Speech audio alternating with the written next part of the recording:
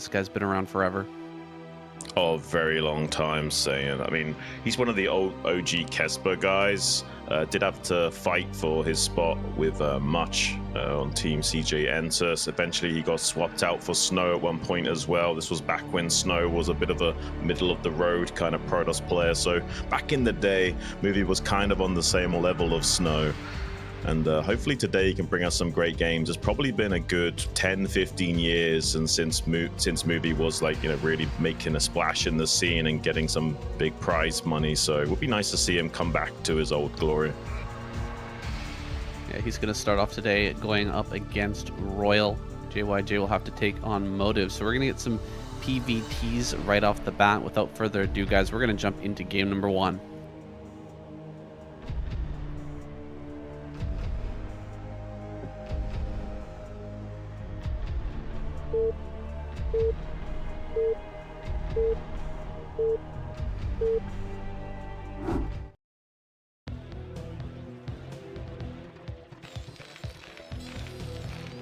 Here he is, Royal spawning down in the bottom left. We've got Movie over in the top left. What have you been thinking about Movie so far since he came back into the StarCraft scene? He's been a little here and there in his performance. Yeah, he's kind of been, you know, a bit up and down, which is kind of what I expect. He is a middle-of-the-road kind of player. He did do pretty okay in some of the KCM. I think overall, over the last couple of years, he's been, I think, 5 wins to 4 losses overall in the Protoss versus Zerg at the KCM. So he's not been too bad. We'll have to wait and see what he can bring today. He seems like a bit of a slower player, not really reflected in his APM right now, but more on the level like a Stork, something like that. He does seem like a smart guy, and he brings some new energy to the scene, that old school energy. We don't have many players who go back as far as him in this scene anymore. Yeah, and he is our age as well, saying I believe he's 34. So be curious to see exactly where he is in terms of his ability to control his units. Once upon a time, he was pretty good with his Reavers. Well, kind of like a double-edged sword with his Reavers. Like, he'd be doing a lot of damage and getting a lot of value with them, but also simultaneously finding creative ways of losing them. And yeah, so you never really know what you're going to get with Movie, I have to say. A little bit unfortunate for him. He is going up against Royal here first. It's a bit of a tough matchup. Royal, an absolute killer. Shows some outstanding Terran versus Protoss, a real modern Terran in the truest sense. And Movie's going to open up here with the Nexus first, maybe showing that he's not 100% confident facing off against Royal. Going to try and get a little bit of economic advantage here early on. Yeah, he's just hoping to avoid those horizontal spawns here on Radiant, which is understandable. It's an extremely big macro map, very long rush distances. And if it was cross map, that's 38 seconds ramp to ramp due to the, you know, geometry of these bases. You can see this ramp here is pointing upwards to the side, unlike on Polestar, where the ramp is towards the bottom of your base, pointing towards the center. So it's an extremely long rush distance cross map, and Movie hoping to get away with the fact that it'll be too long of a distance for Royal to get up here and punish.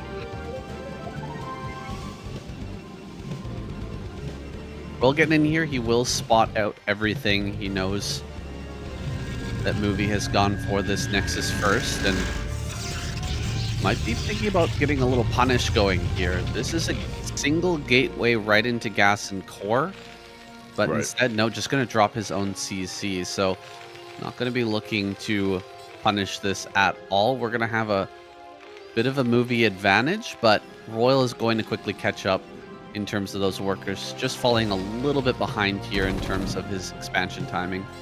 Yeah, there's a couple of variations you can go for when doing this 12 Nexus. You can do what Movie's doing now and try and get away with a little bit of extra greed and just having one gateway worth of production, getting that core online faster and having some more minerals to get that range upgrade as soon as that finishes and what have you. But there is a safer way of playing where you get a second gateway right off the bat, go into 2 Zealot, then 2 Dragoons, and unless they've got 11 gas, then they can't really get the Vulture in before those 2 extra goons pop out, so you've then got enough forces to deal with something like a really strong FD push. But it looks like Royal just going to be skipping his bunker to optimize his own build and kind of just chill back at home and take a slight economic deficit. Slight economic deficit, but it will have this vulture out pretty quickly. I think a first zealot making its way across the map, movie going to look to put on that pressure, but with 3 Marines here ready, 4 Marines in fact, just targeting that down should be an easy task. Oh, nice, gets a 2-shot going with that probe, gets 1 Marine, but not able to get anything more out of that. Kind of a weak trade there for movie, throwing away his first unit. Yeah, it's not ideal. It's better if you get 2 Marines out of that so that you're not really scared of like a strong FD push coming a few seconds later. So I think when all said and done, Royal might be slightly more happy about letting him get away with his 12 Nexus greed. It's not the worst case scenario for him. He was able to skip over that bunker for a very long time. He's getting Academy right off the bat as well, which is fairly optimal for Terran. I mean, generally speaking, you want to delay making things like your engineering bay and your bunker as long as possible and only making them when it's absolutely necessary to do so. He's finally getting that bunker down now. But in terms of tech choices as Terran, there's 3 main options. You know, when do you get this Academy, this Armory, and this eBay? And optimally, you'd rather get just the Academy and Armory in the early game and try and delay getting that eBay for as long as possible. Popping out a starport here, Royal's going to look to get a little bit of drop harass going while movie is powering up. One nice thing about having such an early Nexus here as a Protoss is generally you're to be able to get a pretty quick 3rd base out as well, and we can see that now. 6 minutes already moving into position. Oh, I see this thrown down about that 6-minute mark. That's pretty standard for the Nexus first, but will he be spread too thin as this drop comes in? Maybe he's going to take a lot of damage here and really regret this decision. Right, I mean, he's going to have at least 2 or 3 Dragoons at either of these expansions, and including his main base, to have any chance at avoiding disaster with that Vulture drop. Something Light likes to go for a lot. He has got this shuttle that's making his way downtown at the same time, so he can either get some compensation by doing a lot of damage to Royal on his side of the map. Has he actually got the Reaver popped out yet? I know he got the support bay early on, but he might just be using the Shadow to scout. Not always do you get the Reaver before Observer here.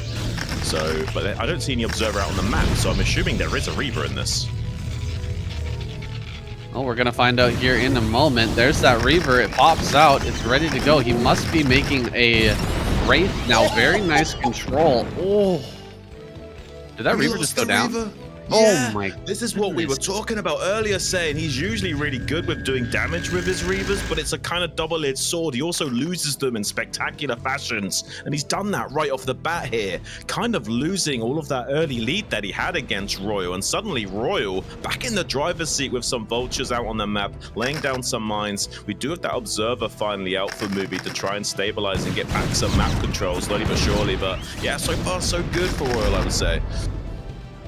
Wasn't even looking at the Reaver, was more so paying attention to the Scarab there, and we just don't see many players lose their Reaver like that. Most players are pretty adept these days at juggling that Reaver and dodging tank kits, not to mention mines connecting on that stuff. So pretty surprising to see movie lose that, but this is what I was talking about. He's not quite at that level just yet. The new style of Protoss is definitely not his forte. He's not quite able to compete with these high-level guys at the moment. We're going to keep an eye on him, though, because he did show some amazing control and skill and understanding back in the day. This drop is going to get so much damage. Oh my goodness, so many probes going down in here. See, I mean, he got in there. He saw that there was a starport, no? And didn't react to that at all, putting any Dragoons in the main base. Right, I mean, the starport was right in the bottom right corner. Maybe he wasn't quite paying attention to it and didn't eyeball it. Yeah, really, really weird. I mean, this guy used to be called the Iron Reaver, by the way. Like, he was known for being good with Reavers back in the day. But like we said, he's just also loses them in very interesting ways on top of that. So hopefully he can get his mojo back and start to establish some dominance with that Reaver control yet again. Players these days in the StarCraft scene are just so much more adept in handling Reaver micro, though. It used to be that Terrans were pulled apart by those kinds of shenanigans, but nowadays they're just going to throw down 5 factories and optimize against that, and either have enough units to push out onto the map to take their 5 bases, or, you know, just go straight up for an attack and try and pressure your greed. I think in this case, he's going to have to focus on expanding. You've got the CC ready to float up now. There's a little bit too much powerhouse for... Oh, he catches the dropship. That's a pretty big deal. Movie can only take up another main base up here in the top right as well, getting an early 4th at the 9-minute mark. That's a wise decision from him to try and compound his lead in the game, economically speaking. But Royal will be trailing behind him not too far and able to catch up soon. Nice catch there for sure. Getting rid of that dropship and remove that potential for harassment a little later on. These pylon walls are looking a lot stronger now as well. It can become a real hindrance if you start dropping, say, at that 12 o'clock base with vultures and tanks. Really difficult to get in there and actually clear that out. And so he's going to be stabilizing here, moving up towards that 4-base economy. However, Royal getting his 3rd base online really nice and quick here. He's going to be optimizing for a really nice late game timing. Had that starport added on very early. Should have his science facility finishing up really soon. And he is pounding out factory units like crazy. Look at how many factories he's added already. Yeah. This guy is going to make a monstrous army in just a couple of minutes time to start to contest Movie out on the map. Well, it's now meta to go up to 7 factories before even attempting to take your 4th base, generally speaking, as Terran. So I'm not surprised at all from Royal. And having this early 3rd gas like he does means you can go up to 3 machine shops and pump out 3 tanks at a time very efficiently and still have just enough residue gas for your upgrades. Got those double armories spinning in the natural. Royal doing a good job of going out into the map with these small contingencies of vultures, laying down some scouting mines and trying to cover his flanks and keep an idea of where Movie's moving out onto the map and making sure there's no crazy bust timing that could be coming his way, and maybe getting lucky enough to intercept a probe transfer would be ideal. So some of the ways I've seen Movie win against modern Terran players recently is with carrier play. Right. That seems to be his go-to. We're not really seeing that transition just yet, but I'm sure that Royal will be on the hunt for that, making sure that he can see whether that's taking place or not, because it does seem to be his motif. Definitely tends to go for that a little bit more than some of these other Protoss players like Best, Snow, for example. Yeah. I mean, once upon a time, Movie could kind of hold his own against Flash. Just didn't have some success as players like Shuttle did back in the day. Early ASL seasons, like literally ASL Season 1, players like Shuttle actually could go toe-to-toe with Flash way back when. Nowadays, probably not so much. Movie was also one of the Protosses that could kind of hold his own. I'm not sure where he's stacking up currently. He does seem a little bit on the slower side of things, just at 200 APM right now. So like you were saying, a little bit more like Stork. Needs to be extremely efficient with those actions per minute to get the most juice out of the orange. And we do see that style a lot from some of these older guys. You know, they've not necessarily got the highest APMs, but I'm sure their effective APM, the EAPM, is somewhere between like 150 plus, despite only having 200 actual minutes per minute. And not a lot of spam coming from these guys. Movie, particularly so, has been able to add on that base in top right. Started to get some gateways over there as well to set up another rally point that he can reinforce from and try to surround this army when it eventually comes out. Royal reaching that 160 supply mark, looking primed and ready to begin moving out. Will he be moving to take that 4th base, or is he going to go for the natural? We're probably going to see here pretty darn soon. Not sure if Movie is too adept at the kind of modern shuttle high Templar style that we see out of players like Best. I'm curious to see if he's going to pull that out or not. I haven't seen any other tech.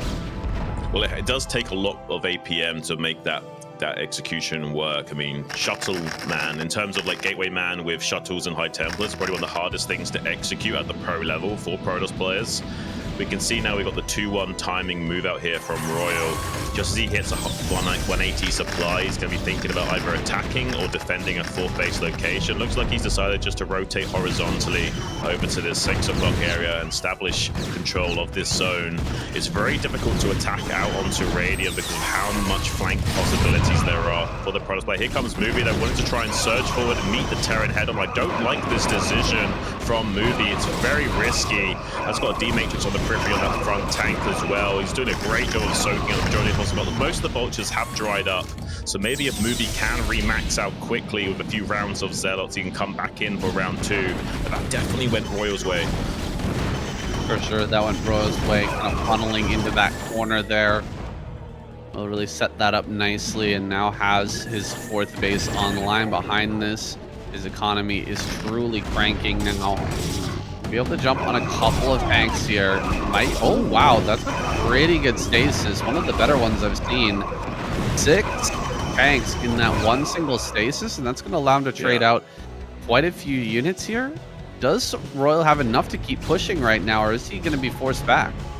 Well, he has to keep the pressure on all the way. He can't do any half measures. He can't slowly push because that will give too much time for Movie to remax out rounds and rounds of Zealots and start flanking him. He has to push all the way deep to like some kind of expansion of Movie here. He's chosen the 12 o'clock to get some two tanks set up, and now he's going to pressure the second rank. But look at these huge monstrous stasis coming out from Movie, though. It's really sandbagging and halting the advance. Even some storms now starting to blanket this Terran metal. He's doing a great job of halting Royal's advance, but he's going to have to dig even deeper than that to stop Royal completely. Royal now has complete free reign of the center of the board and will continue to rally up units to try and pressure these expansions. The onus is now on Movie to try and flank and do something about this. Well, Movie does have those gateways in top right. He should be able to rally a lot of forces forward and try to surround this. So much of this is still in stasis. He's actually going to get on top of a lot of Goliaths here. Kind of funny to see him make this many Goliaths when it's just purely Arbiter that's coming his direction. I wonder if there's something we're not seeing. Is he actually making carriers as well, or is this just kind of an overreaction with Goliath? Well, unless he's got Stargates in the top right, I don't think he's necessarily switching into carriers just yet. Maybe Royal's just doing a bit of precaution in case it's a transition into that carriers that he hasn't scanned yet. Protoss players are rather adept at hiding those transitions and catching the Terran with their pants down. You do need some amount of Goliaths to, be able to shoot down these Arbiters. They do have a lot of HP and shield, so we can give them the benefit of the doubt in that regard. Royal currently sitting kind of pretty here. He's got these 4 bases set up, but I don't know, man. He needs to maybe think about taking this bottom right now. He needs to split the map in half. The fights kind of went okay for him, but not well enough that he can just be happy about it. He has to keep growing as Terran in this situation. Yeah, he's making the CC down in the bottom right on location now. Exactly what he needs to do. We did see the fleet beacon there, so possibility of carriers? Right. It seems like Movie's going to stay on Arbiter tech for a little bit longer at least. So we get to see that hyper late game Protoss play, though. Arbiter plus carrier is kind of nasty. Start to fly around and just throw down stasis on big clumps of units. Even better, though, is, of course, Templar plus carrier, but we haven't seen Templar just yet. Oh, we did see Templar, actually, excuse me. Right, yeah, 1 or 2 storms have gone down. The OG move was to go into the main base with carriers and then stasis the Terran units on the ramps. The Terran just couldn't even get into his own main base to save it, and you would kill all their factories. That's like the old school way of winning with carriers and arbiters. We'll have to see if Movie wants to go for anything like that here. Has got some Wraiths starting to be produced, which will shut down the recall play of Movie, making it difficult to just shark around the map with some arbiters at his leisure. So that's some good counterplay from Royal already, not necessarily relying on the EMP solution, instead getting some Wraiths out to kind of control these dead zones like at the 3 o'clock. Yeah, he'd love to get a recall down towards bottom right, to get some units up on that high ground, make it really difficult for Royal to continue to grow. I don't think he's going to be breaking him anytime soon in the center. There's an uptick coming into natural third, Saiyan. If we get a shot of that, looks like there's going to be a recall there. Recall the natural third right now. Natural third. Looks like we're not getting a shot of it. Oh, here we go. There it is. going to start targeting down this command center as well. Yeah, and he's got some high Templars in this as well. It's going to be doing some good trades on the Terran army as they come to. Ooh, good hits with those tanks. He might just barely save this command center. Oh, it's so close. Only one SCV repairing that. Hero SCV keeping that TC alive. And Royal can now do some sort of a counter attack, I believe. He's got a big supply of units, and a lot was just thrown away by Movie. He's trying to quickly remax, but what is he remaxing on? Is he remaxing on carriers, or is he remaxing on ground army? I mean, it's a good question, Saiyan. We don't know how many Stargates he's got total. I think he only had like 2 or 3 max. It depends on if he can make more of those. He hasn't made like crazy amounts of arbiters this game, so it's a chance that he's starting to pull some carriers. I think it's a little bit of a risky situation, though. I don't think he can afford to start making carriers right now. Royal's going to be going on an attack vector to the north right now, all the way to the rally point, most likely, of Movie, while trying to cover his flank here on the east. There's not that many tanks that have been left to solidify that, so he's actually going to pull back the majority of his forces to engage this. He realizes he didn't set up a strong enough force on this flank, and now Movie is punishing that and dragging him all the way back. So he's basically defending by attacking right now and has a chance at threatening this expansion down here. It's a shame I don't think he's going to... Oh, that's a beautiful EMP on both of those arbiters. They have pretty high energy as well. Is going to be sandbagging the efforts of Royal just a little bit, but now Royal is going to be frustrated and wanting to push north heavily with these forces, now looking like he's choosing the top right rally point as his attack vector. What a strange recall we just saw there. Did he recall like 4 zealots onto that high ground? That seemed kind of wild to me. I thought he would maybe just throw down a bunch of stasis and allow those units that were to the south to kind of go up onto that high ground and just deal some more damage. But instead of doing that, he let the army die and then did a weird recall onto that high ground. See if he can hold this off. That's some pretty good storms, man. Not bad with the dodges, though, for Royal. He's actually keeping most of that army alive, still taking a lot of damage, but he is getting in here. Maybe Royals to switch to Zerg. That was some pretty good storm dodging, Saiyan. But yeah, he is going to be breaking up into this top right pocket. We do see those Stargates on location now. This is why there's not much forces to slow down Royal, because most of the supply and resources have been dumped into carriers now. He's hoping to catch Royal with his pants down and start targeting a few of these straggler Goliaths before Royal can reinforce.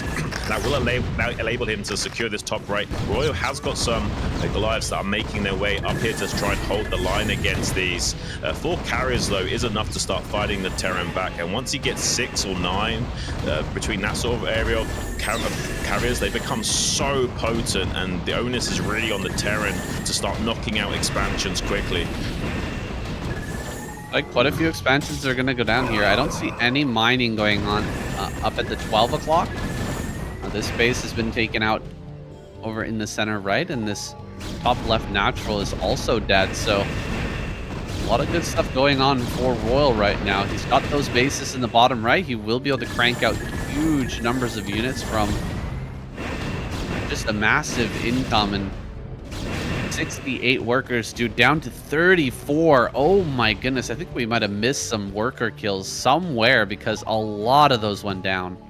Yeah, I don't know if he transferred from 12 and they died now at the natural in the top right. I'm not sure exactly what transpired, but he did lose a lot of workers. He just needs a few mining to keep churning out interceptors, but with the amount of bases that Royal's got, he's got these 2 bases coming online in the bottom right. He's got more than enough resources to churn out the necessary Goliaths. What it's going to come down to is these beautiful storms trying to flank it on top of those Goliaths with some Dragoon support to try and thin out the herd of those Goliaths to prevent them from reaching a critical mass to fight back these carriers. But Royal's doing a pretty stellar job thus far. He's also doing some good hold position micro to thin out the count of interceptors to try and defang the Basilisk from just biting his head off. These carriers aren't looking too scary anymore. They are quite high in number, but this force is starting to bust through. Okay, Dragoons coming down. Actually, they are going to be able to take out a lot of these Goliaths. Now the carriers can come forward, start to finish off the last few tanks here. I'm not sure if Movie can just go straight across the map with this, but at least he cleans up on his side of the map. Going to force Royal back for now. Yeah, he desperately needs to get a little bit more economy going his way. He's pretty much just got one main mining base, has Movie. Needs to take, another Nexus if he can, but he's struggling to afford it. I mean, he has to build a couple of High Templars here, constantly churn out Interceptors. They cost a lot, saying. I mean, when you've got this many carriers and you're pumping out Interceptors, you dry up your minerals pretty quick unless you've got more than 2 mining bases. He's just now starting to transfer some probes and get them mining at this top right natural yet again. Eventually, he will catch up in the economic deficit here, but Royal is sitting strong with these bottom right bases. Movie knows it as well. He's trying to move down on this vertical vector to see if he can put some pressure on that, using these Dragoons as ground support to help buffer against the swell of Goliaths. Tanks are going to siege up here, and Movie just going to go for a run by. Going to try to get as far south as he can, get over towards this high ground. If he can get these Dragoons up on high ground, it will be very difficult for Royal to ram these Goliaths up that ramp. With so many Interceptors raining down fire on top of this, is doing a great job of blocking these Dragoons from getting up on that ramp. Only about 4 managed to get up there, and a mine connection just absolutely annihilates all of that. So Royal is hanging in there. He's doing a great job. Movie's still in this, though. With that many carriers and starting to snipe down CCs, anything can happen. Yeah, I mean, killing the CC at the 6 o'clock would be huge. There are a few SCVs repairing that. Will it go down? I think just barely. He's going to get the kill on that, and now can rotate back around to the natural location. And Royal doesn't have much army there to defend that. He's going on a counterattack right now, trying to push up into this top right. He knows this is pretty much the only mining that Movie's got available to him besides this 12 o'clock base, but 12 o'clock will be mined out eventually, whereas these bases in the top right are much more fresh and worthwhile in targeting, especially with the majority of the Stargate production being up in that pocket. Looks like some pretty good carrier micro coming up from Movie as well, trying to siphon off as many of these carriers, many of these Goliaths as he can with his carriers. There is still that one more mining base for Royal in this bottom right. If Movie was able to get up in there with his Dragoons, that would have been huge, but unfortunately some real big clutch mines stopped that from transpiring, and Royal was definitely still in this. Royal must be running low on his 3rd base. Not many minerals left over there, and Movie's moving into position to potentially shut down bottom right. Looks like Royal going to continue to intercept that, continue to prevent that from happening. Getting his Goliaths over there and just shutting that down, and now pushing into the 12 o'clock. 1 base mining now for Movie is really running out of options. Yeah, Royal's starting to do it now. He's siphoning off so much of the economic prowess of Movie. Eventually, he'll struggle to even just make the maximum amounts of Interceptors again. So it's a ticking time bomb here for Royal. He's just got to stabilize the game state. He's got another base coming online at the natural third in the bottom right quadrant of the map. Movie is in desperation mode, needs to get something going for him. But look at Royal. He's set up defensively with some Goliaths to the west and some at the 6 o'clock pocket as well, trying to force these carriers back and not allow them to come too deep into his territory here. Now look at this rotation from Royal as well. This is some championship tier stuff. You don't go where your opponent is, you go to where he's going to be, and that will stop Movie from surprising him. He's constantly scanning this dead zone at the 6 o'clock as well to identify what the attack vector is on those carriers so he can keep reinforcing necessarily. Movie's still hanging in there. When there's still a carrier left in the game, or you've got this many carriers, there's still a hope and a prayer. He is light years behind in supply, though. A full 100 supply down under Royal. Can't even battle him with Dragoons against these Goliaths. It's just too much firepower. Simply too many units here. And it's going to be a numbers game going forward. He just can't really put together the army to contend with this. He's got a ton of gateways to work with. He's got a huge amount of production, but he just cannot keep up. Sitting here at 86 supply, he will lose that final arbiter. Storms go down here, but oh, wait a second. Okay, doing a bit of damage here, getting some more Goliath kills. I mean, yeah, he's not positioning these Goliaths. They're just dying for free right now. Really got to take this seriously, even with, you know, nearly maxed out supply versus hardly anything left for Protoss. Those carriers are undeniably strong. Looks like he's going to have to dive in a little bit deeper. Really wants to shut down this base. Royal is mining so much, though. It's hard to imagine him losing this. Yeah, I mean, a few mistakes here and there won't cost him the game necessarily, just because of how much extra juice he can squeeze out and keep pumping out these Goliaths. But Movie did kill a significant portion of those Goliath forces. Now the majority of them are trying to head over to that natural in the bottom right. So Movie's going to rotate around back to the Terran production zone, see if he can maybe get on top of those. Looks like a few Goliaths are arriving there to screen those long enough for reinforcements to arrive. Royal just needs to be careful with his micro here and make sure he's at least hold positioning those Goliaths over and over again to help them shoot down the interceptors. Movie can't really afford to replace these, so he has got a win condition on just targeting down these interceptors with hold position micro. He doesn't necessarily need to catch the Goliaths or the carriers, although he is doing that. The 6 o'clock does take out 2 of those carriers. That's a pretty big deal. There's not that many more carriers remaining now. Yeah, not too many more carriers left, and Movie is in full-on desperation. Nothing he can really do at the moment. He's been struggling to get one more base online for such a long time. And now there's just turrets coming up. This is a good choice from Royal. Make sure there's no way that he could possibly break through that position. He's just going to lose way too many interceptors. He knows that he's spending basically all of his money on interceptors. He catches another carrier. There it is. GG is called. Movie taps out, and Royal takes game number 1.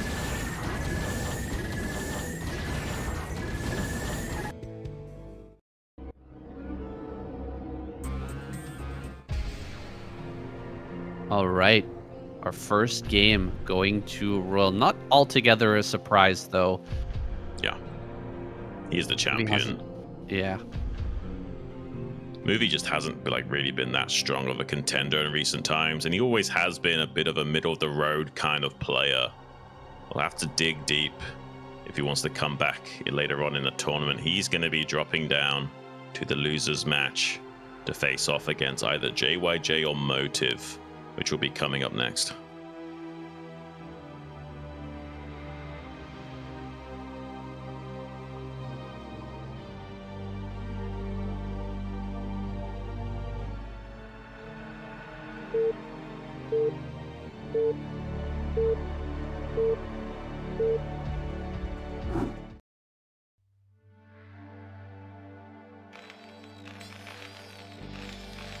Okay, hopping into our second match now. We've got JYJ spawning here top right. And we've got Motive, not to be mistaken for Movie, over in the top left-hand corner. So close, these two names, but Motive, much younger. Actually, I don't know if he's younger or not. Is he younger? He's been around a lot, much less time than Movie for sure. I'm not actually oh, no, Motive is younger. Motive is like 31 and Movie's 34.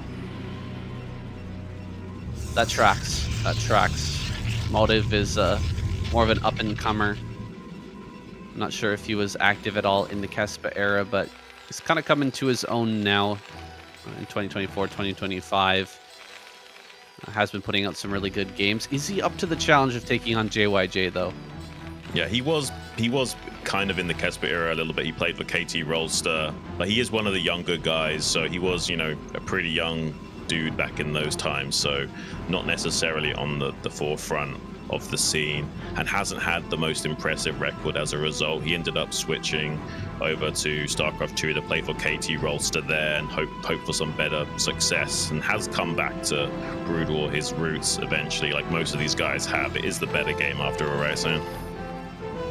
Absolutely. You are completely right. Motive also going to open Nexus first, despite their names being slightly different there. Build orders exactly the same. And actually the position on the map exactly the same as well. Look at that. Motive here. This time. Look at this. TC first from JYJ. Okay. Gonna do a bit of economic cheese himself, and he should get away with this, and we'll put him in a great position. Right, yeah, I mean, this definitely does favor the Terran. I mean, it's very ballsy to go for that CC first, especially knowing it could be, you know, close spawns with this horizontal, and it actually is this close horizontal spawns, which is kind of hilarious that they're both doing economic greed and they're both so close to each other. Like their rush distances horizontal are nowhere near the same as they are vertical or cross, so kind of interesting. Motive gonna go ahead and scout bottom right. Most likely he'll scout bottom left afterwards too, so he's not going to know about this until the last possible moment. By that time, there'll be a bunker, there'll be Marines, there's going to be a factory started most likely. This is pretty good news for JYJ, who's just sitting back, getting into a really nice macro position and setting himself up for a great mid-game. Yeah, there are some slight advantages potentially here for Motive. I mean, with this dead zone at the 12 o'clock and very quick air access, he could do a lot of Reaver harass here to JYJ and get into that natural expansion exceptionally quickly with that first initial shuttle. And likewise, though, JYJ could go for a dropship of his own and try and punish Motive and see if he can get some vultures really quickly into the natural of Motive here. So anything is possible in terms of harassment for these two players with these horizontal attack vectors, but not necessarily will be going for that here. He pokes in, he sees the finished CC. Motive knows he is in a bit of trouble. One big problem with how these two builds match up is that this Nexus First gives you the ability to take a very quick third base, but the CC First gives you the power to do a very strong two-base timing attack that can break through that kind of economic play. So if we see Motive take, you know, pre-6-minute third base and try to get cheeky here with his third Nexus, we might see JYJ just come out and Hulk smash him with a huge factory count. Oh, absolutely. I mean, I would not be surprised at all to see JYJ at the bare minimum go up to 3 or 4 factories here, and very likely going to be going straight up into 5 as well. He doesn't necessarily have to attack with that. He's going to see now, once he gets his SCV into the main base, that this is most likely a 12 Nexus. He could have also clicked on the mineral patches in the natural and, you know, been able to count down and figure out roughly how many of those have been mined. Because, you know, 50 minerals per minute is how much a probe is mining. So we'll be able to reverse engineer when that Nexus went online, even if he didn't scout this early. He scouted for the third base immediately too. If you take notice of that, the scout path SCV went directly to that third just to check. You might be grabbing that really nice and early. Ooh, Stargate on the way right now. This could be 2-base carrier. Be 2-base carrier, could be 2-base arbiter. Actually, the Citadel would have already started. Yeah, it's definitely carrier. So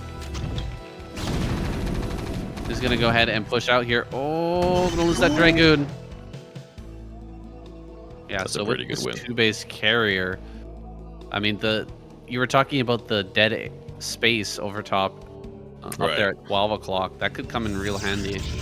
Oh, absolutely. It'd be very easy to pivot from defending and attacking with those carriers on that 12 o'clock dead zone area. So JYJ could be in some trouble here. You see the additional Stargate being thrown down now. You can only really make 1 Stargate per base, so you can only afford 2 Stargates worth of carriers, but he's looking for that 2 to 4 power spike. The first 2 can defend in a clutch if JYJ goes for an all-in 2-base timing, and he'll wait for that 4th carrier to pop out before really starting to put the hurt on JYJ, knowing it's going to be very difficult for him to have the have the factory count necessary to churn out the Goliaths to deal with that.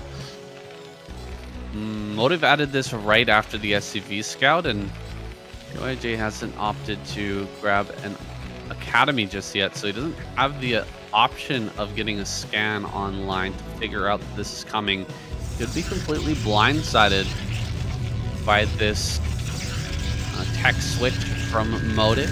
Might be caught with his pants down, just kind of sitting here building tanks while Motive makes this switch. He's going to come out and start to push things back a little bit, kind of scaring Motive slightly. Have to bring out some Dragoons here into the middle of the map. You do definitely want to have something out here to start to slow this down. It's quite a lot of tanks. This is the power of the CC First, guys. What you're seeing right Yeah. now, this is a way bigger army than what he should be able to have at a time like this.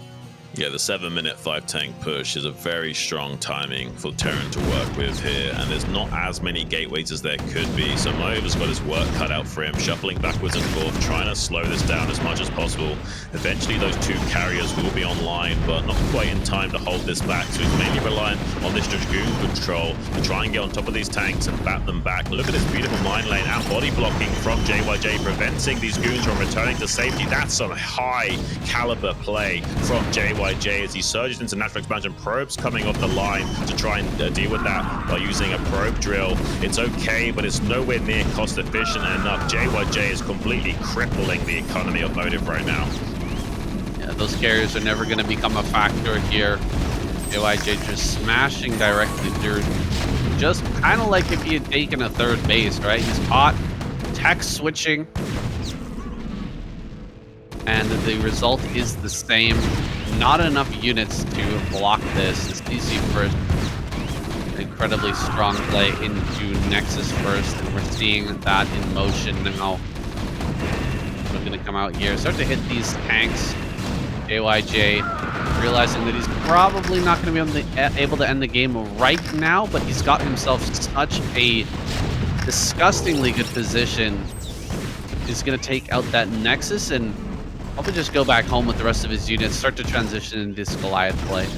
He double dipped in value as well. The tank stayed in the natural to kill the Nexus, while the Vultures did a run by into the main, killing more and more of these probes as the additional Vultures show up. There is only 17 probes remaining for Motive. He's in pure disarray, desperate to try and get some counter damage going his way, trying to siphon off and deny mining in the Terran's natural with those initial 2 carriers. But now it's going to be so problematic for Motive to try and get more and more carriers out to support this.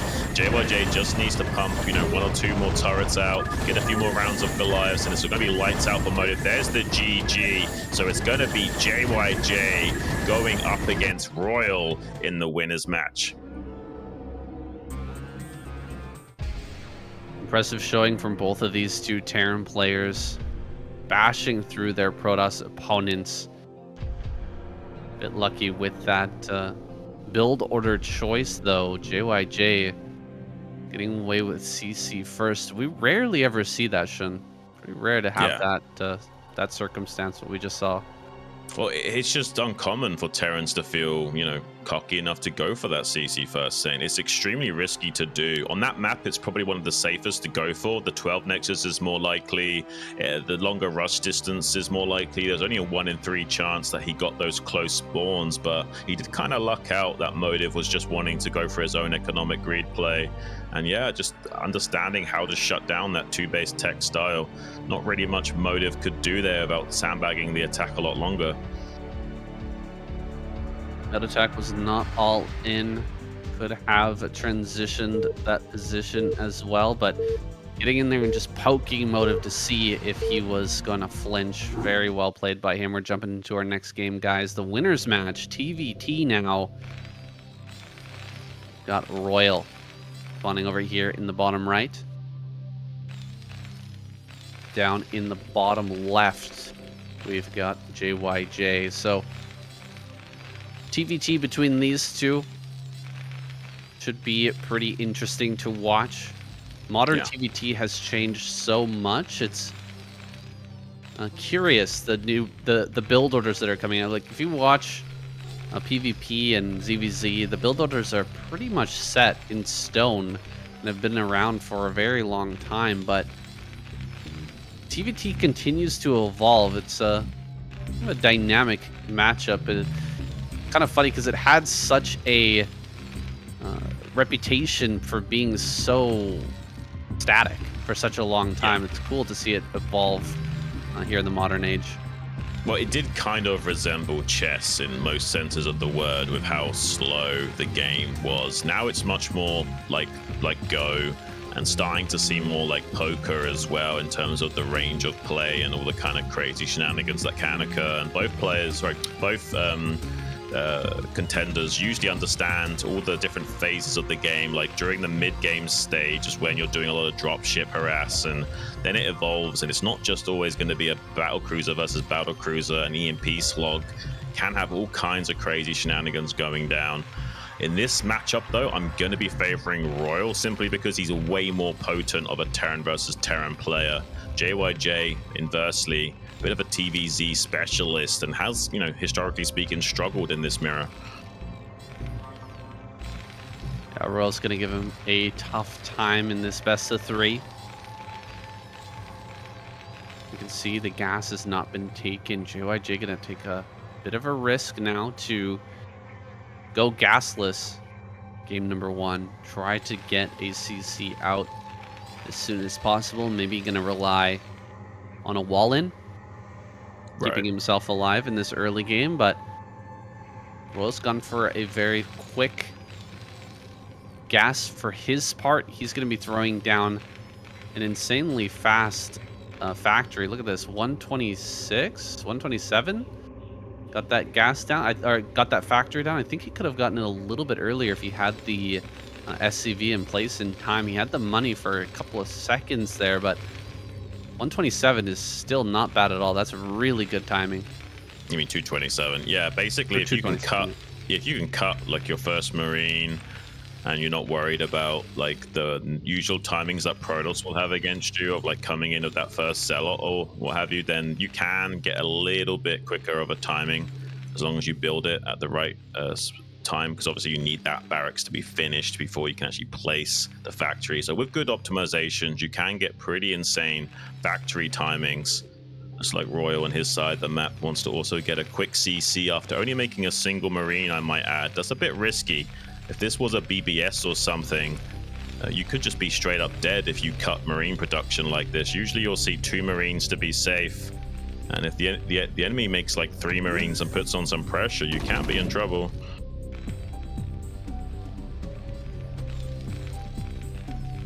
Did he actually see into that natural? I think this has been completely rejected. JYJ has been able to hide his build here. Vulture is out, and Rose started his own CC back at home, but he's not fully aware just yet of what the situation that he's in. This barracks is going to float over here shortly. Still quite a good potential for a run by right now. Doesn't have that full wall, and kind of a funny wall we're actually looking at. Yeah. With that bunker so far forward. I guess he's going to be placing a supply depot right behind that on the bottom right. Maybe move the barracks a bit forward. Yeah, you also can plug the hole with a tank on top of that. You don't have to fully wall it off. You can use the tank to, you know, plug that up. We'll have to see if we see a Vulture play out of Royal here. You can just go straight up to 3 factories and really put the hurt on with some Vultures. Looks like it's going to be a 1-1-1 build from JYJ, getting that star put online. You can either go for a drop play in this situation, or you can just, you know, go Wraith tank and put on some pressure as well and be a little bit annoying with that initial Wraith. And force Royal into a bit more of a reactionary style.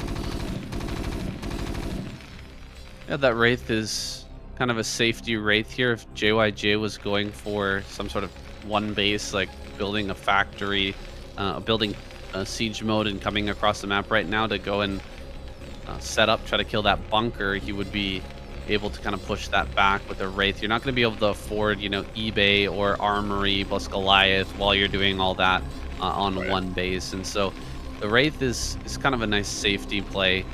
Make sure that he can survive in this early game. It does allow you to get a lot of scouting information too. He hasn't been able to really scout him too well. Just one SCV managed to get into that main base earlier on.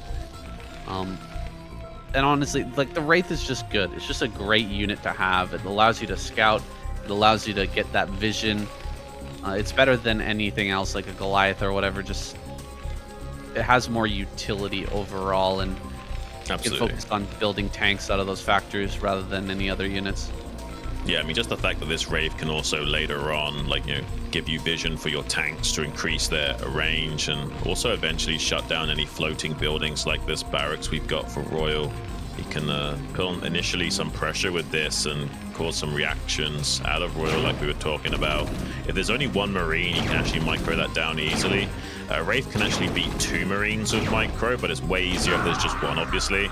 It does force a Goliath out of Royal. The Royal was playing safe and kind of hedging his bets there. He knew this was a possibility. He knew the timing of a 1-1-1 Wraith coming in here.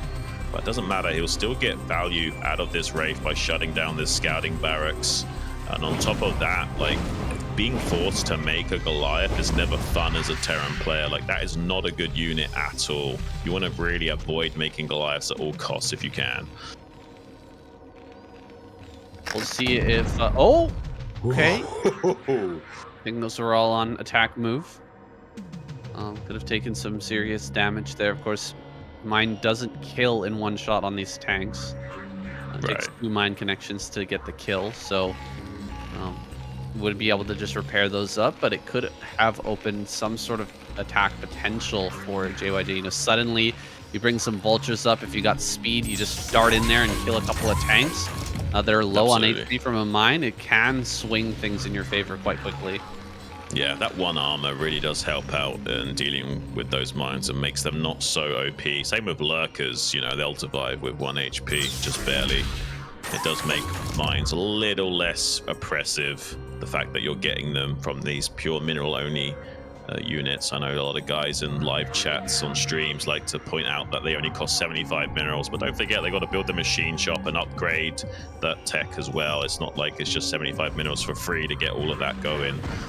In this game, looks like Royal's got a lot more map position to work with. He's trying to set up a stranglehold on JYJ and shut down some of the future lanes of getting set up. Does manage to trade off one of those tanks. Vulture's now coming in to try and trade off these tanks that are set up on the periphery. Does get both of those.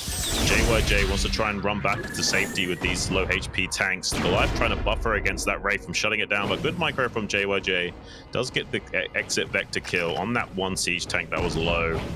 And Terran versus Terran does really rely on shutting down these lanes of access, both to the rest of the map and also your own mining bases. So far, JYJ has control of his 3 bases, but if he never can take a 4th base, eventually Royal will strangle him out of the game. 2 for 2 trade there, and we're actually getting into a situation that could easily end up kind of splitting this map in half. Both players starting to head north, spreading out these tanks more and more. It's not necessarily going to go into a split map situation, but there is that possibility. Catching a tank at the top here, very nice play from JYJ, getting that for free, and starting to wrap around the top side. You kind of got to balance the two, right? Staying strong in the middle and it's wrapping around your opponent. The farther you wrap around, the kind of thinner your army becomes and the more breakable it becomes as well. So you have to kind of balance those intentionally in order to get the most out of these units. Yeah, exactly. So, and this is where this matchup becomes a lot like chess, in that you're, committing attackers to try and take control of the center squares, but it also means you've got less pieces to cover your own defenders. So depending on where you distribute your units could make or break your position. And you see JYJ is really highly prioritized getting an established dominance force out on that northern hemisphere. But look at this drop from JYJ. 2 dropships worth of units, 2 tanks and 4 vultures with the Wraith support, completely shutting down mining in this natural. I mean, Royal will re-secure control of this, but this is a nice move from JYJ to really handicap the potential economy. And look at the vulture run by the natural third as well. That could do a lot of damage. There's only 1 tank here. He's going to start targeting down SCVs while laying down mines on that siege tank. And that's a big win for JYJ. He's killing so many SCVs, Sam. Excellent 2-pronged attack, and Royal's forced all the way back as well. JYJ is really taking control of this game. You kind of got to expect it, honestly, as Royal. You saw that there were Wraiths out, so the natural continuation of that tech is going to be dropship. Surprised he didn't have some mines behind some of these areas to contest these drops, or really anything in that spot to stop that. Now with 11 worker lead and quite a big supply difference, JYJ going to continue with this drops, and there's only these 2 Goliaths here. He could just drop right on top of that. If he's got some tanks, he can easily clear it out. Yeah, he's got 2 Goliaths waiting here in the natural, so going to be screening these dropships for the time being. Won't be able to just come in here for free. He's going to wait for an opportune moment, but Royal is distracted elsewhere. And you can see now JYJ is the one that's starting to wrap around Royal and creating a bit of a C-shape encirclement on that center of the board, trying to strangle Royal out from getting a fourth base set up in this top right. You can see that Royal understands that, and he's got some vultures up here laying down mines, ready to take command center and keep that lane alive. Here come the two dropships now, going to be doing a run by from those two Goliaths. Do manage to get one of those tanks out before it goes down, and the other dropships heading into the main base. There is now a Wraith popping out for Royal. Another thing about that fast Wraith play from JYJ, it means he can get a +2 weapons upgrade much quicker than Royal can. And once you get +2 weapons on your tanks, you can start 2-shotting instead of 3-shotting, and it's a big tempo victory in Terran versus Terran, and you do have an upgrade advantage. And that might be what JYJ is trying to achieve here as well, and get that very fast +2 timing and start punishing Royal. Royal's already feeling a little bit punished here. Taking some punishment, that's for sure. Will be spreading up towards the top right. He's at least kept that lane alive over in top right to make his way into that main base. And so won't be completely cut out of this other quadrant of the map. Now going to attack into the line of tanks there at the top side. The 12 o'clock is being broken slightly. Reinforcements are going to make their way over here. Oh, a bit of an overextension, I feel. Yeah, that's not too good, is it? Lose a lot of tanks here as the vultures come in and clean this all up, and he can't really afford to be losing tanks right now. In fact, JYJ is just going to push straight forward, break through the center line, and now set up a much better, closer containment on JYJ. Oh, and even one vulture slips in it to get 1 or 2 SCV kills. Does manage to get that cleaned up. But yeah, this is definitely looking JYJ favored. He has so much more map control to work with, and having this fourth base up online so much quicker, and has the tech advantage, saying with the +2 weapons timing, everything is going right for JYJ. I'm kind of surprised. Usually, historically speaking, Royal would be the one to be more dominant in this matchup, but he certainly does seem to be slacking thus far, and that bunker expand from JYJ is paying absolute dividends. Here comes another drop in the natural. This drop is going to be doing work as well. These tanks might be in range. Yeah, he will be able to take out the tanks here of JYJ in the end. However, how much economic damage has been done? We can already see a 12 worker lead for JYJ. His position is fantastic on the map, and his overall army size is bigger, that's for sure. So he's gonna go ahead and try to counter this by throwing a bunch of vultures at the wall to try and see if it'll stick. No, JYJ takes this game away. Calm PvP here. Just pretty standard stuff from JYJ overall. The nice opener into Wraith play and a solid drop plus vulture counterattack really gave him a great lead. Yeah, that was really impressive from JYJ, honestly. And he is not that good in this matchup. If you look at his match history, he historically speaking, has struggled, Saiyan. So I'm really impressed with him that he's bringing it to the previous champion of Royal so far in this series. But it is going to be a best of 3, guys. So we're going to be jumping into game number 2 now on Dominator.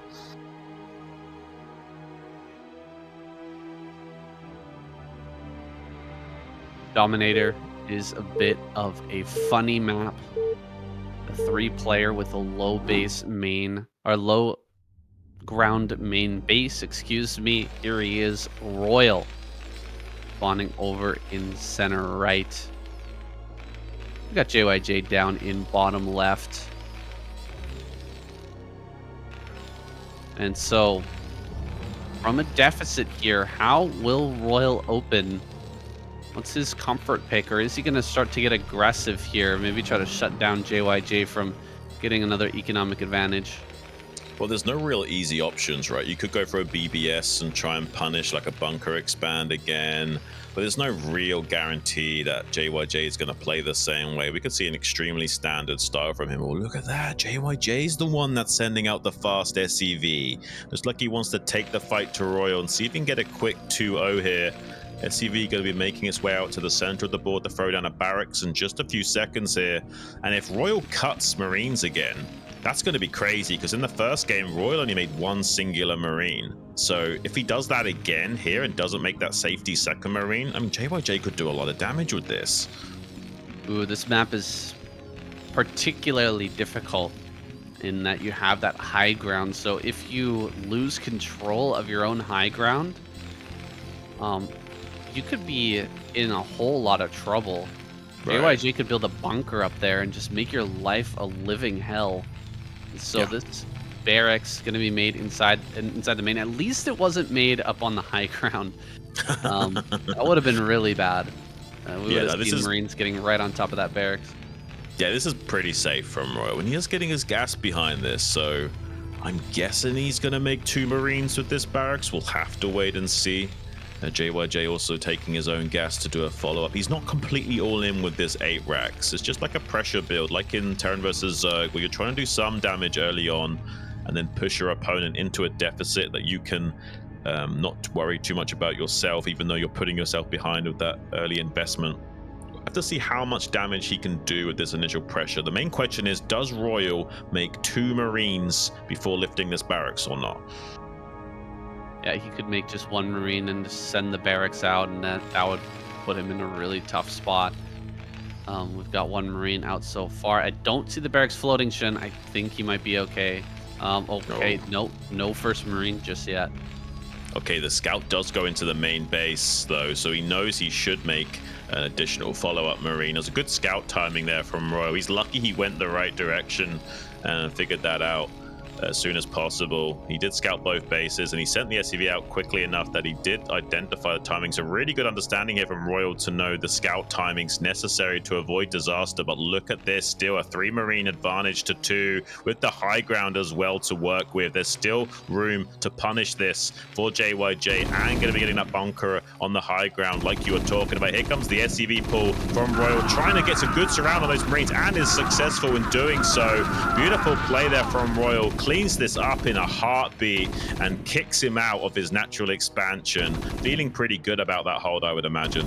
That was a little greedy there from JYJ. No need to build the barracks on the right-hand side. You might as well build it a little bit further back, away from the ramp and out of range of the SCV pull. You can also kind of create like a nook for yourself with the bunker, so that the Marines can hide inside that tiny little, inside like a tiny little pocket. But instead, he allowed the SCVs to just kind of get all around that, surround it. Royal, I mean, he's not in like a massive lead right now, but I think he's going to be feeling pretty good after shutting that first attack down. Yeah, and the response from JYJ is just a double down. He's going to be going into a second factory and a lot of vulture production to try and overwhelm Royal before he can get off the ground. If there's just 1 vulture being made at a time here for Royal, eventually JYJ will still be able to get the better of him. He might even land this barracks above the ramp to make it harder for the rally point of Royal to come up with this second vulture, so that he can do some 2-on-1 trades. He has landed that barracks now, tries to target the SCV building, but needs to focus his vulture. Don't be too greedy, JYJ. Make sure you target down these Marines and vulture. Now he's taken too much damage on his own vulture and can't afford to kill the repair of that vulture of Royals. A little bit of greed there from JYJ, going to be punishing himself ever so slightly. Double machine shops coming out of JYJ as a follow-up. This is kind of interesting. Is he going to make tanks, or is he going to try and get mine upgrade early on? This is going to be interesting. It's going to be hard for JYJ to make this attack work now. I do feel like Royal is held and will probably be taking this game down at this rate. So the double armory costs a lot less than making a bunch of units right now, so he's gonna do that while taking his CC back at home. Looks like he's gonna lose another vulture, so losing, killing off a couple SCVs and a vulture for 2 vultures is not the greatest trade here, and Royal is looking to be in a good advantage. 2 SCVs behind though, and JYJ is actually gonna loop around. He might get this vulture into the natural, get a few more kills. Can he handle these 2 tanks coming across the map, though? It's going to be a little tough. Yeah, Royal going to evacuate that natural expansion. Just try and keep his superior economy alive for now. More and more units coming out the rally point for Royal to fight that back. And these two tanks will be arriving in the natural expansion of JYJ just as JYJ's units are popping out of the factory. So with good target firing, Royal can actually make something happen here. JYJ has to repair that tank, and he's not. One tank does go down. Now going to be retreating with this, but does get the 1-for-1 trade against JYJ. We'll have to back out and wait for reinforcements due to the repair advantage, though. Couple more tanks are going to be popping out here shortly. Once all 3 tanks are online, it's going to be much harder to push into this position. Running up with the Vulture. Oh, he's getting right on top of this. That was an amazing slide. Ho, ho, ho. Dude, That was crazy. Royal made that tank glitch out so professionally, so well done. This game is over. Yeah. Really incredible control with that Vulture, I tell you what.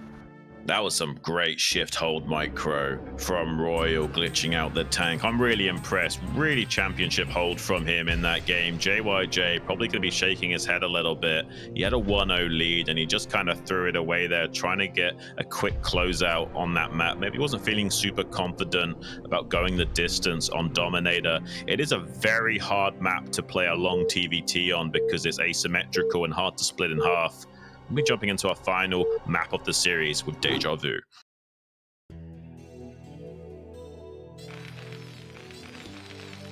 Here it is.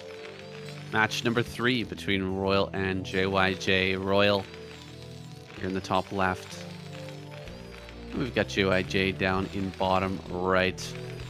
Cross the map situation. And we've already seen some aggression out of JYJ. Is it time for Royal to turn it on? Maybe. On Deja Vu, I don't think it's super likely. It's one of those maps we probably see a more mid-game harass-centric style out of either player.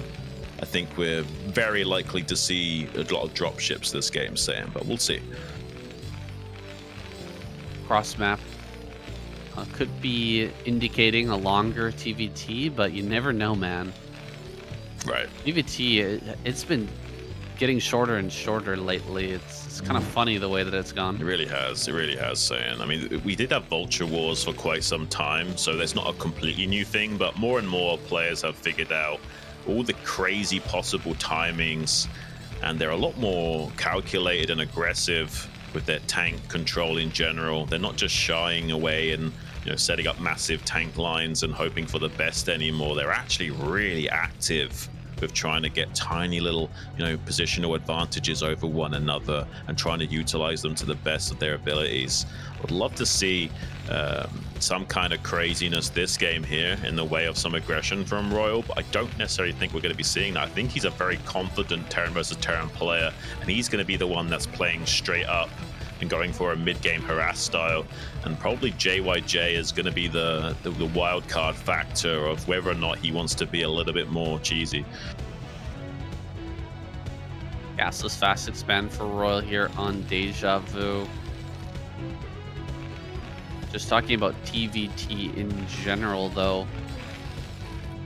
It used to be the case, I think Terran players have started to realize how much easier it can be to, or how much the best way to actually break through these tank lines. It felt to me that in years past, Terran players would practically always shy away from breaking tank lines. Like once the tank line was established, that was it. The tank line was there and it wasn't going anywhere. But pretty much in the modern era, in 2024, 2025, tank lines are completely breakable, and it really doesn't become an impassable barrier until that +2 is online. And even then, you can find ways around it, find ways to break through with dropships and that sort of thing. Players have gotten so much better at pushing the limits in TVT.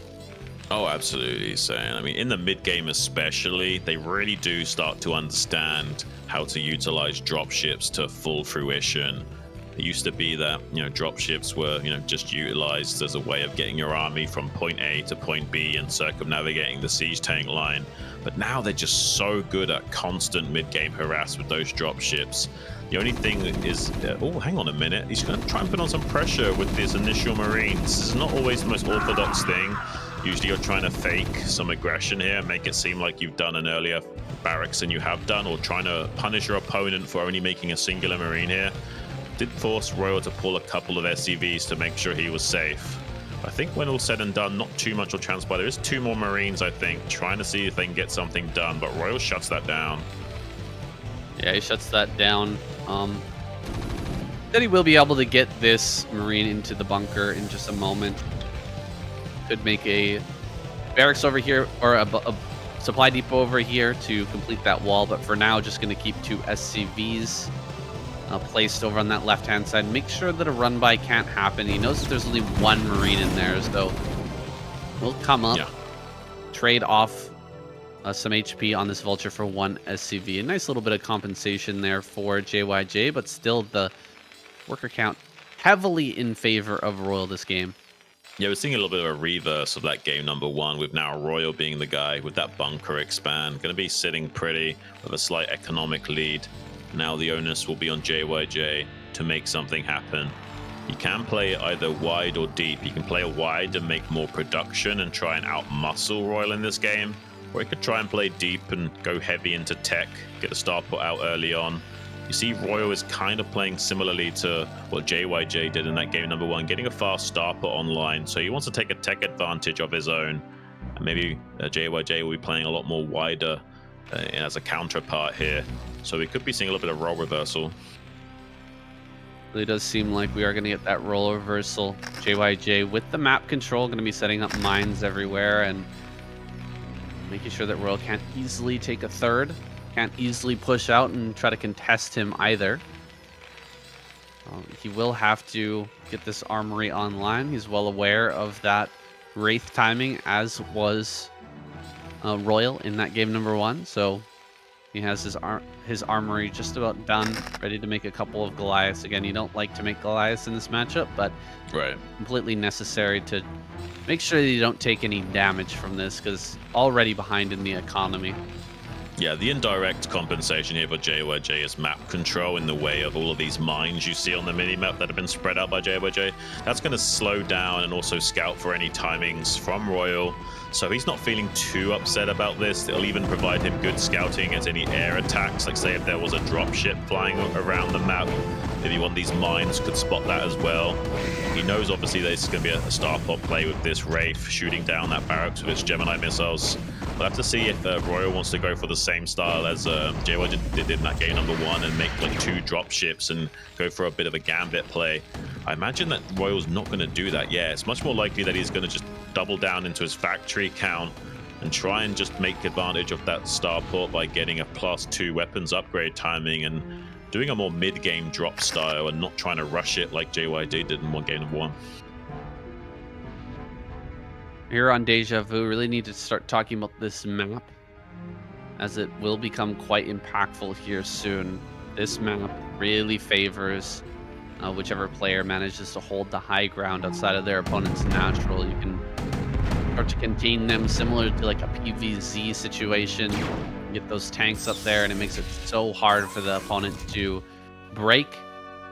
And so JYJ having all these mines out here, it's going to give him a bit of comfort knowing that even though he's behind in terms of tank number and in terms of attack, he's behind in a lot of different ways. At least Royal can't just walk straight across the map and contain him. Yeah, and it looks like Royal understands that fully. He scanned for those mines on that high ground ring, has 2 tanks now perched up there for defensive purposes to secure the line and prevent that kind of contained stranglehold that will absolutely obliterate him with that low to high ground transition being too favorable for JYJ to abuse. So far Royal is starting to establish himself out on this donut in the center of the map, chucking around with his vultures now, even scanning for all of these mines that have been set up. He wants to probably take that base as his 3rd up there at the 12 o'clock position. So he's prioritizing getting rid of that mine. He's also prepared to maybe make a CC at this natural 3rd as well. He did drag a mine with a tank at that natural 3rd location, but there's still 1 more mine remaining because JYJ went for 2 mines there. So I wonder if Royal's trying to build a CC and can't. Not sure. Pretty nice move from JYJ a moment ago. We saw him hanging out on that high ground, just waiting for vultures. to come his way. Managed to get a kill, trading that for free. Almost getting a second vulture as well, but he still doesn't have speed on the way. So despite having that really early mines, he's prioritized other things. And for now, still not with that upgrade just yet. Looks like a Wraith flying through the main base, just getting full information over on JYJ's side of the map. Is getting all the information he needs. And starting to move up along this bottom side. He really wants to set up a position that can not only defend the center left, but also start to choke off and cut off JYJ's access to bottom left. This is interesting. Looks like he wants to expand vertically rather than horizontally in this map, and I guess that makes sense with the natural third of JYJ being that it is. Instead wanting to try and establish some center dominance with these tanks pushing forward. Has got his own floating barracks as an advantage here. The barracks of JYJ was shut down by that Wraith, so now a bit of an advantage here for Royal in the way of utilizing this barracks to scout for his tanks and give them an increased range and favor him in those trades. JYJ is going to want to keep his army fluid and in one big ball and try and find a point of weakness to bulldoze as soon as Royal spreads himself too thin. Royal has spread himself a bit too thin. He's trying to control both quadrants of the map, the top right and the top left. And the top right doesn't quite have the numbers here to actually defend. And so he's going to rotate some of these units over, try and contest this push forward, but JYJ is going to be able to set up on this high ground now. The top right part of the donut is his domain. I think we're going to see JYJ begin to take that area. Will Royal have drops or some sort of aggression to shut this down? Maybe he can go for the natural, setting up over that natural of JYJ could actually force this entire army to head back and try to contest that. Yeah, this game's still pretty really even for both sides. It's great that JYJ is able to snipe this barracks. That takes away a lot of the leverage that Royal could have had in that center donut with some scouting information. Both players now got 3 scanners to work with, so they do technically have virtual map hack to use in finding exactly where the points of weakness are. Looks like Royal's going to take the aggression to JYJ now, pushing on the bottom of this center ring. Can he go all the way towards where the rally point location is? He has to be careful about not pushing too deep here, or it does open him up to 2 flanks of engagement from JYJ, so just wants to cut this donut in half and try and say sharing is caring here. That's what I was kind of scared of, is Royal. With all this commitment over here to the top right from JYJ, Royal thinking about just breaking open that bottom part, getting over on top of that high ground can be so deadly. Now Royal going to be pushing along this top side, catching a bunch of these tanks. Gotta get that target fire going. He will manage to delete those tanks. That's quite a big chunk of army rolls brought to bear here, but won't be the best trade if JYJ's already sieged and split. But a few wraiths are being made by JYJ. Big wraith switch incoming, so yeah, he wasn't the one making wraiths initially. That might mean that Royal has kind of forgotten about the fact that he can possibly make wraiths and might be kind of blindsided by this 2-port wraith transition. Yeah, there's a little bit more factory production for Royal here. I believe it's 6 factory to 4. Both players have a pretty quick tech timing as well, so I don't think one player will necessarily have a +2 advantage over the other. Maybe Royal's slightly faster, depends on when he got his science facility. But yeah, the Wraith transition might pay off big time here for JYJ, because I don't think there's going to be any way of figuring this out. Unless he scans that right now. Both players waiting for that +2 to finish. It should be finishing up in about 30 seconds-ish, depending on when they started that. It's usually around about 13:30, depending on optimizations and early game shenanigans. Have to wait and see if one of them can get that timing just a bit ahead of the other guy, because when you do have +2 weapons, you can start 2-shotting these tanks instead of requiring 3, and that gives you a big advantage in trading. Double expansion down bottom left for Royal. Single expansion top right. We're going to see a drop come in at the same time too. Does JYJ reveal his wraiths in order to shut down this drop? I think that's a pretty reasonable thing to do, and then immediately go for these tank lines. not too much here. Okay, there's one Goliath. Looks like Royal is starting to mix those in. But how much damage can this Wraith play do? Yeah.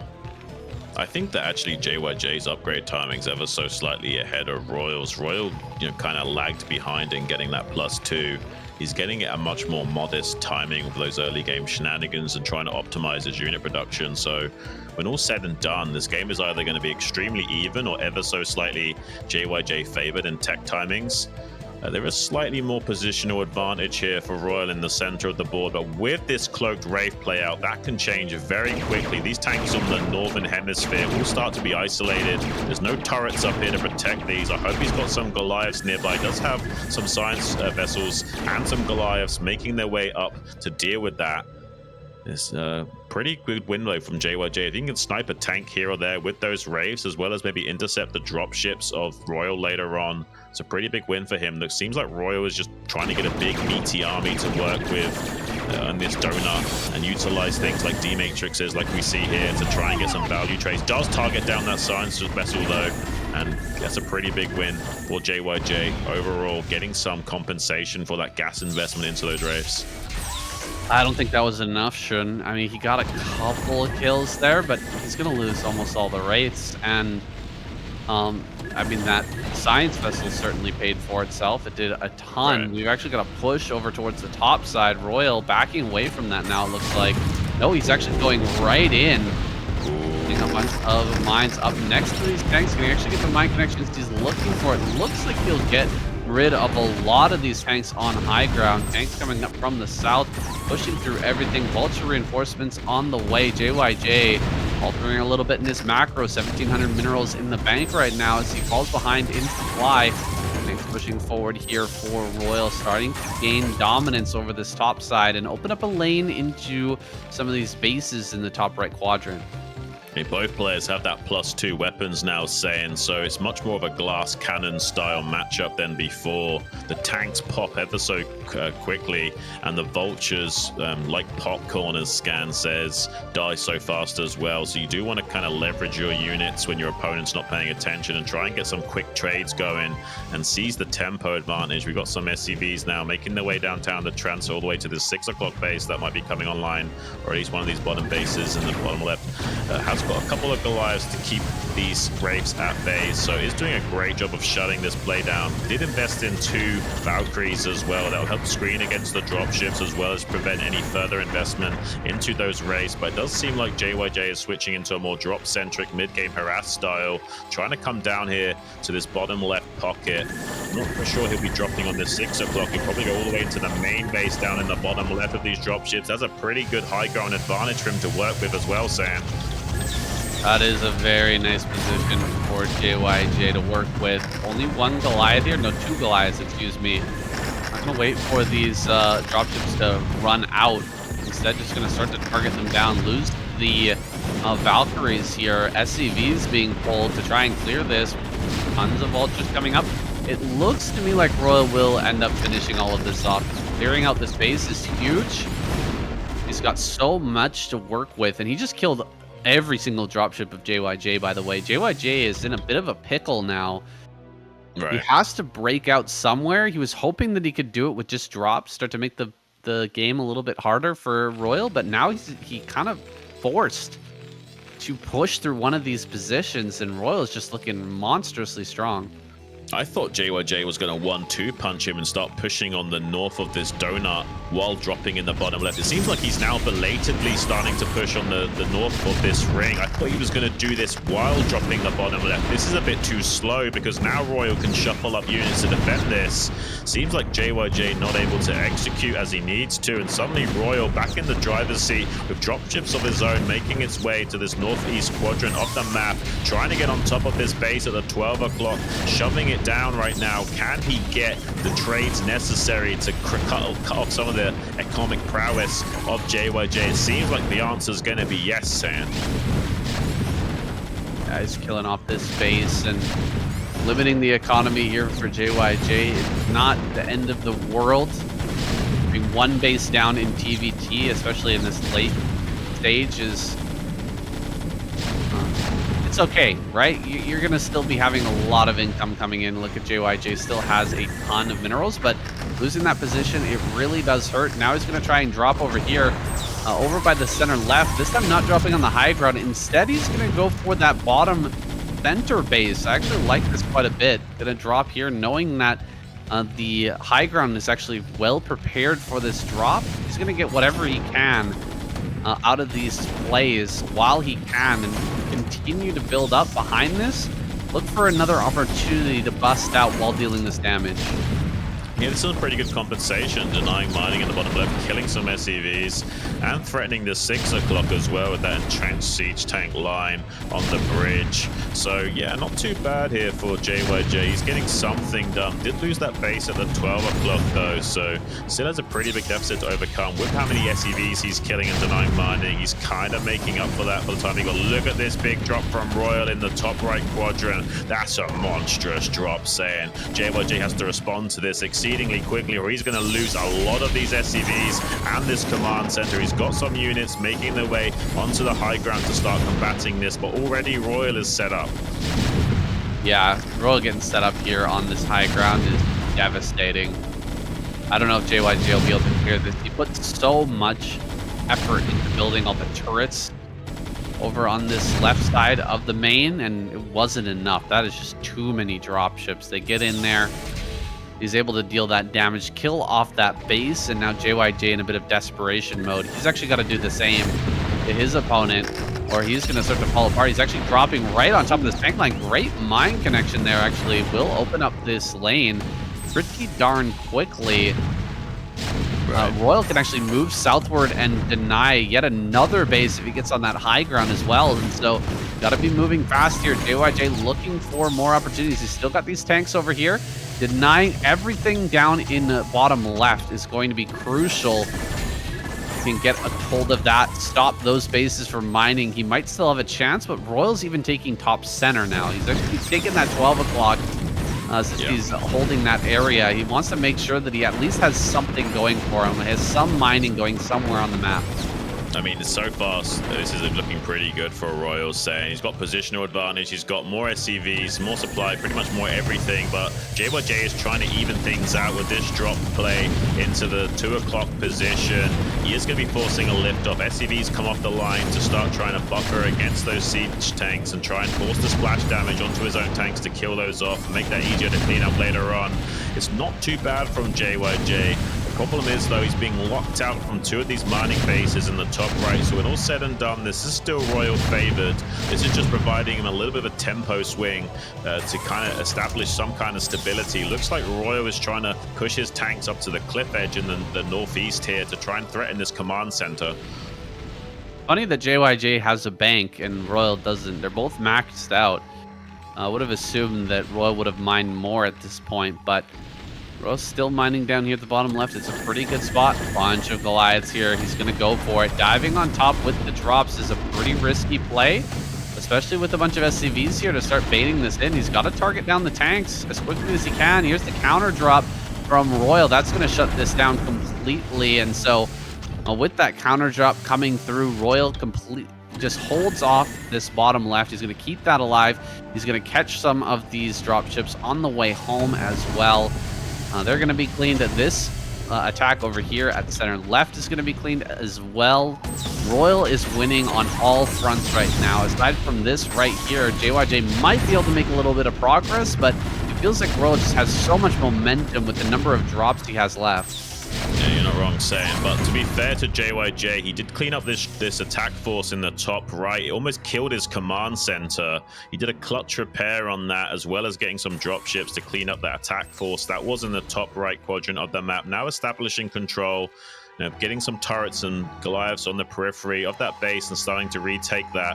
Has another massive drop force that's coming into this bottom left quadrant of the map. If he can get something done here on this high ground, that would be great. Here comes another mine drag. That's a pretty good one, as well as this small drop coming in at the 12 o'clock position. He's trying to spread Royal too thin right now and force him to task switch and make some errors in calculation in where he commits his forces. If he can siphon off enough of Royal's economy with these drops, he can start to catch up in this game, but so far Royal is still ahead.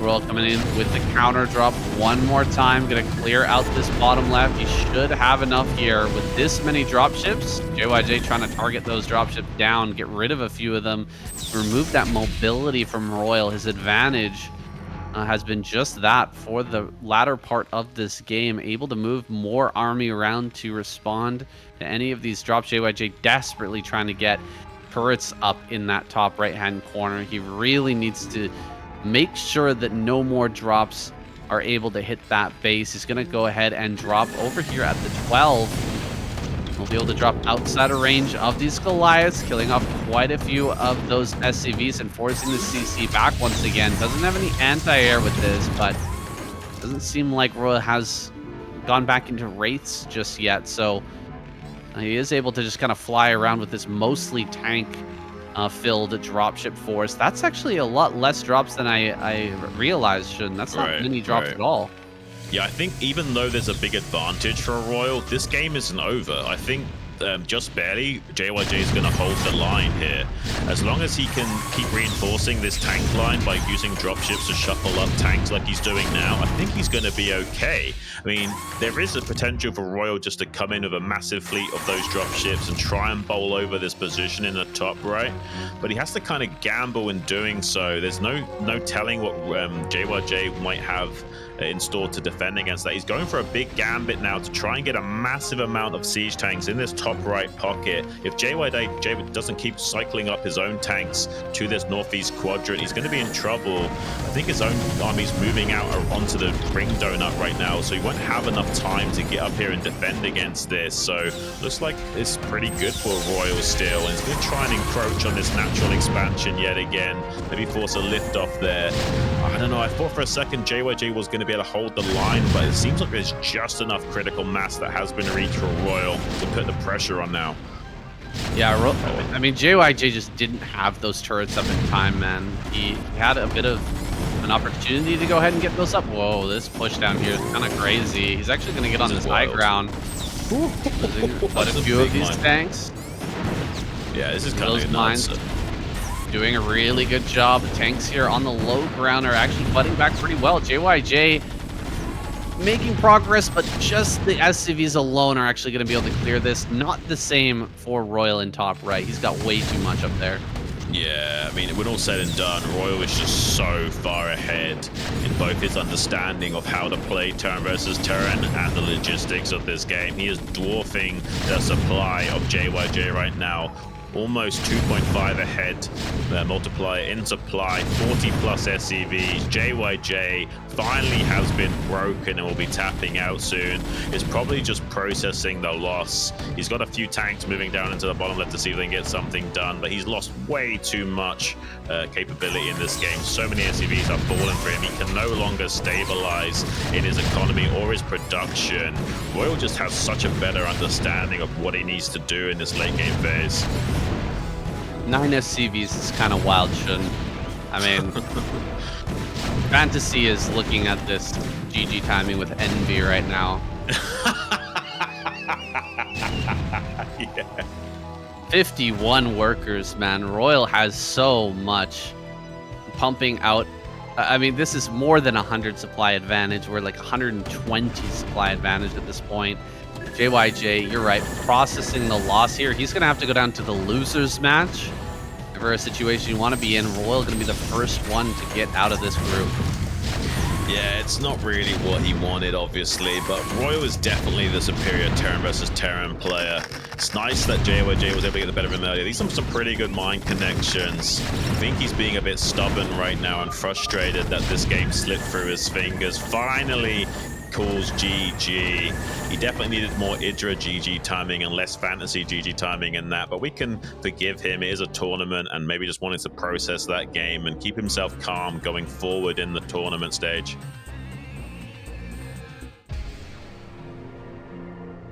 And with that, the TVT matchup is over. Royal makes his way through. We're going to be jumping into that losers match next, guys. Let's hop right in.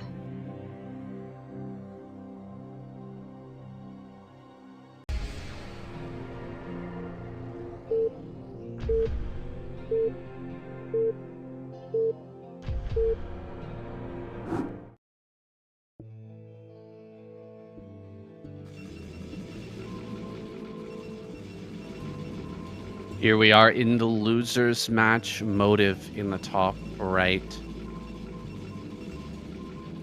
And we've got Movie down in the bottom right. It's going to be a little tough to get these names correct. They are so close together, so forgive us if we mix up the two at any point during this cast. Yeah, it might be a bit of a tongue twister for us to get our heads around. We'll try and do our best, guys. And it's also hard for us to really call who is better out of these two. Like, historically speaking, Movie, he does have a slightly higher win rate versus Protoss mirror matchup, but not by much. And inversely, Motive, he's been a bit more active in the scene as of late, playing more show matches and what have you. So it's really hard to call who's going to take this series or who should be advantaged to win. We'll have to wait and see what these two guys have got in store for us today. There's a bit of a build order advantage that can be had. Of course, if your opponent's going for 3 gate or something like that, getting a quick DT in. Any sort of build where you don't have detection and the opponent goes DT, it can be an instant win in this matchup. Generally speaking, we just see either player going for robos. Sometimes players will try to sneak out an expansion before getting into that Reaver attack, but and look at most of the time we're getting into that. Movie is being cray right now. He says it's Radiant, it's a massive macro map. Why don't I just sneak a Nexus first? Gonna go ahead and drop that. Will Motive be able to punish? It is such a far rush distance, it might be difficult. Will Movie follow this up with a Forge? Start to put down cannons. You can put the pylon on the high ground. To put the cannons on the low ground on this map. But, but it's not so optimal because obviously then there's like run by potential and other shenanigans that could occur. So I imagine he's just going to place the pylon right up against the Nexus like this. Totally makes sense. Motive going to come down here and scout this first at least, so he knows what's going on. Is he just going to respond by making an immediate Nexus of his own? That's going to leave him in a bit of a deficit, but trying to bust in here and get a kill on Movie before he gets this online. It's not like you can pull probes here and just go for an attack. It's not like in Terran where you can build a bunker and just try to kill. Yeah, Motive though, going to do a little mana pylon. He's blocked like 3 or 4 probes in there. That's insane. He needs to quickly glitch those out. Does actually cancel that. Wants to make sure he can afford his own buildings. Oh, I just didn't cancel the mana pylon. Excuse me. He's gone for a second mana pylon. He's a madman.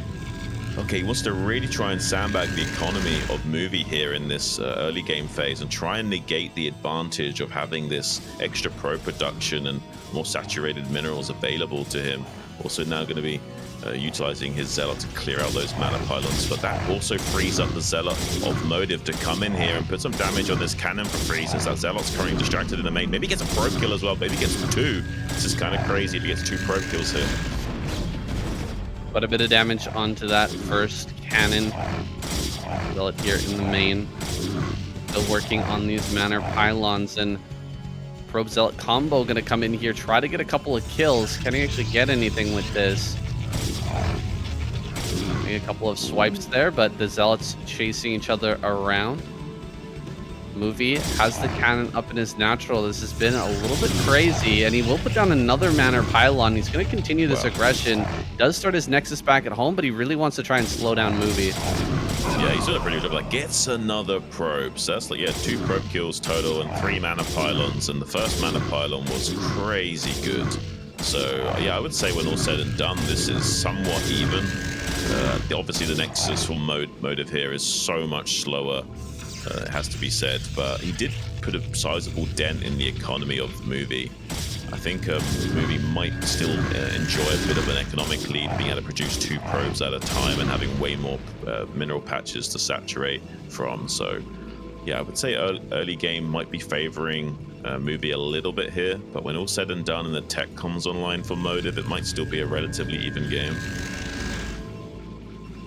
There's some good kills, utilizing the Probe Zealot combo to great effect. I'm just worried about all the money that was spent on all these mana pylons. Was that 4 mana pylons in total? 3, I So think. so much money was spent on that. And movies, he's got a great situation to just kind of gear up after the fact. He's got those 2 cannons. He doesn't have to worry about any attacks coming in for the time being. Can just start to pump up this gateway count, and in fact going up to 4 gateways right away. Yeah. Well, I'm really impressed that Motive kept that scouting probe alive so long, because he actually sees the 4 gates from movie here, which is a really big tell. So even though he is technically behind the curve of the game slightly, it's not by that much. If you look at the probe saturation right now, it's like, yeah, 2 more probes here for movie. Not really that big of a deal. So Motive's done a pretty good job of catching up with all that early game shenanigans. And he knows about the 4 gateways that are going to be coming his way soon as well. So I don't think anything's going to be catching him by surprise. So he should be able to align himself nicely to what Movie's doing, despite that slight greed. Gonna lose that scouting probe. Unfortunate there for Movie, cutting down that probe advantage even a little bit more. In fact, only 1 probe in the advantage of Movie. Really not going to make much of a difference here in this game. Some Dragoons coming out here. He's got definitely a Dragoon advantage for the time being, but a Reaver should be coming here soon. Motive just waiting for that Reaver to pop out. He's probably going to have to play a little bit of a defensive game for now. There's definitely more raw power on the map for Movie, and could just die if he doesn't handle this correctly with the Reaver Micro. Right, yeah. I mean, there is still a little bit of a tempo window here for Movie to exploit. And with poor micro on that Shuttle and Reaver, there's still a chance to come in here. That's why he's got these AI pylons set up to try and glitch out these Dragoons. Beautiful Scarab connection as well on some of those. So far, Motive doing a good job of holding line. Here comes some base disruption shots onto that Reaver, though. He just juggled the Reaver back a little bit to keep it alive. No damage was done onto that Shuttle. So the Shuttle is very healthy right now. So if Motive wanted to, he could try and come out onto the map in the next minute or so, put some counter pressure onto Movie, but Movie does have the superior gateway production for the time being, so I imagine Motive is just going to sit and chill and play a bit more defensively. He has a spotter pylon, 2 spotter pylons over at this 3rd base location. He won't be expanding just yet, but he's worried about a Shuttle counterattack coming into his main base. Ooh, catching the Shuttle, going backwards. This Reaver's taking a lot of damage. He's got to be careful with that. Yeah. Shuttle is going to end up getting away. The Reaver going to live for now. Oh, Movie not paying as much attention. And will be pushed back. You can see the APM difference is quite a lot. A full 100 APM under Motive is Movie, and he's not controlling his units. He's not reacting quite as quickly to these trades. I'm getting the feeling that Motive is going to be able to control a little bit better in these fights. Yeah, I'm feeling the same thing, saying it does seem like Motive is the guy that's slightly more on the ball with his unit control and the game state, and is comfortable not really needing to do any kind of macro cheese to get ahead in this game. Maybe Movie knowing that he's not so well matched against Motive and wanted to try and get away with that Nexus first to help him out in the macro game. But it doesn't seem like it's going to amount to much. When all said and done, it looks like Motive is the one that's really in control of this game. Look at all this spread of spotter pylons as well. He's got great vision to prevent any kind of counter damage that could be coming out from Movie, and will enable him to be much safer in being aggressive. See, Movie's just kind of stuck, supply blocked for the time being, and sitting back at home waiting for an attack out of Motive. I don't think that Motive needs to attack into here necessarily, but he will set up a big concave in front of Movie's base, dare him to come out, and we'll see if he wants to take that risk. Try to push out against this. It's going to be difficult if he tries to control those Reavers. Motive having that wider concave will be able to take a pretty strong trade and may take a 3rd base behind this. Well, yeah, it would be interesting if we see a Ninja expansion here from Motive. He's got such a massive spread of spotted pylons all over the map. It is technically viable for him to take a Nexus out on the map somewhere.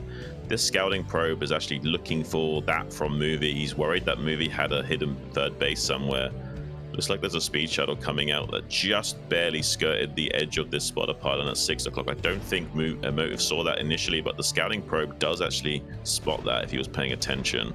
So now Movie not going to be so confident about moving out. Here comes some Scarab connections onto these cannons as well, and the natural expansion. just trying to force Movie to play a lot more defensively and not be so aggressive with his own shuttles, because he needs them now to juggle these Reavers. He does lose the first Reaver, so Motive already coming out ahead on these trades.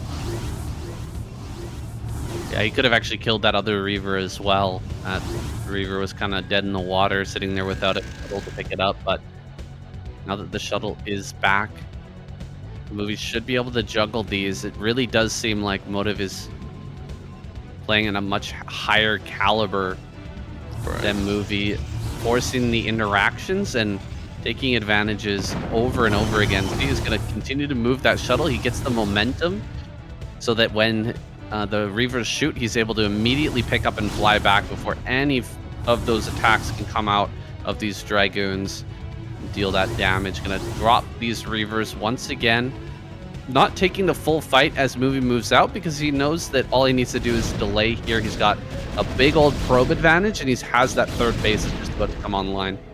Yeah, I can see some fundamentals in Movie's play, but he's really lacking the finesse on executing it well. And Motive does look like the superior caliber of player in terms of overall control. We'll have to see if that does transpire into being a victory here for him today. He's in a pretty good spot right now. He is going to lose these pocket of Dragoons, so these are really out of position. So Movie should be able to corner these and at least catch 2 of them on the exit.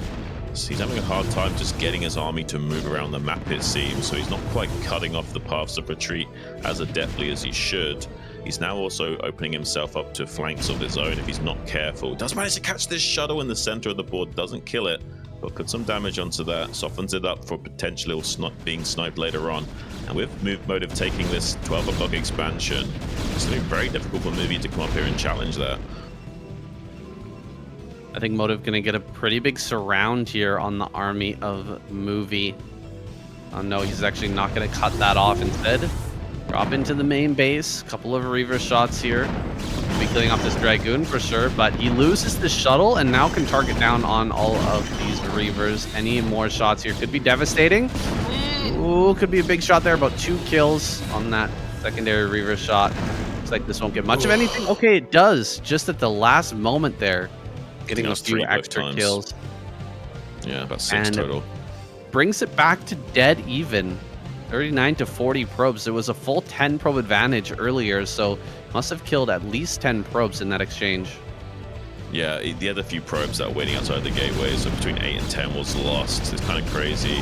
But now there's a bit of tempo going for Motive here. Can he push the issue after Movie lost those Reavers? He hasn't got much splash damage of his own, and Motive does have pretty good control with these shuttles and Reavers, juggling them forward over and over again, putting the pressure on, forcing Movie to keep adjusting back and back into a larger concave. Now they've got 5 Reavers that are going to start shelling. The artillery is online, saying that we're going to see a lot of blue blood on both sides. Can Movie surge forth and start targeting down some of these Reavers? The answer is he's getting 2 of them so far. Can he get the third? Good juggle from Motive, not allowing these additional Reavers to go down. Look at that beautiful juggling there. He's really out trading Movie. He's now dwarfing him in supply, and he's going to put the pressure down all the way into the natural expansion. He's got 2 win conditions. He can either just finish the game right now by going into natural, or he could rotate around and kill this third base. Either way, he's in a pretty good spot.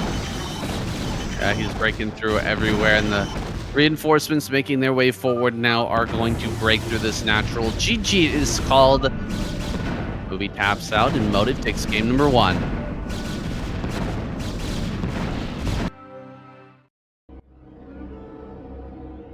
All right, a strong showing there out of Motive. Still, this is a best of 3. Movie has another chance to make it back. If he loses this next game, though, his time here at the SCSL Season 4 will be over. Yeah. Does feel like Motive going to go forward, though. Yeah, I was about to say, it does seem like Motive is just the superior player right now in this mirror matchup. I hope Movie can maybe pull it back and take it the distance, but after that Game 1 performance, it's hard to favor Movie. Anyway, guys, next map coming up is going to be Dominator. Let's jump right into it.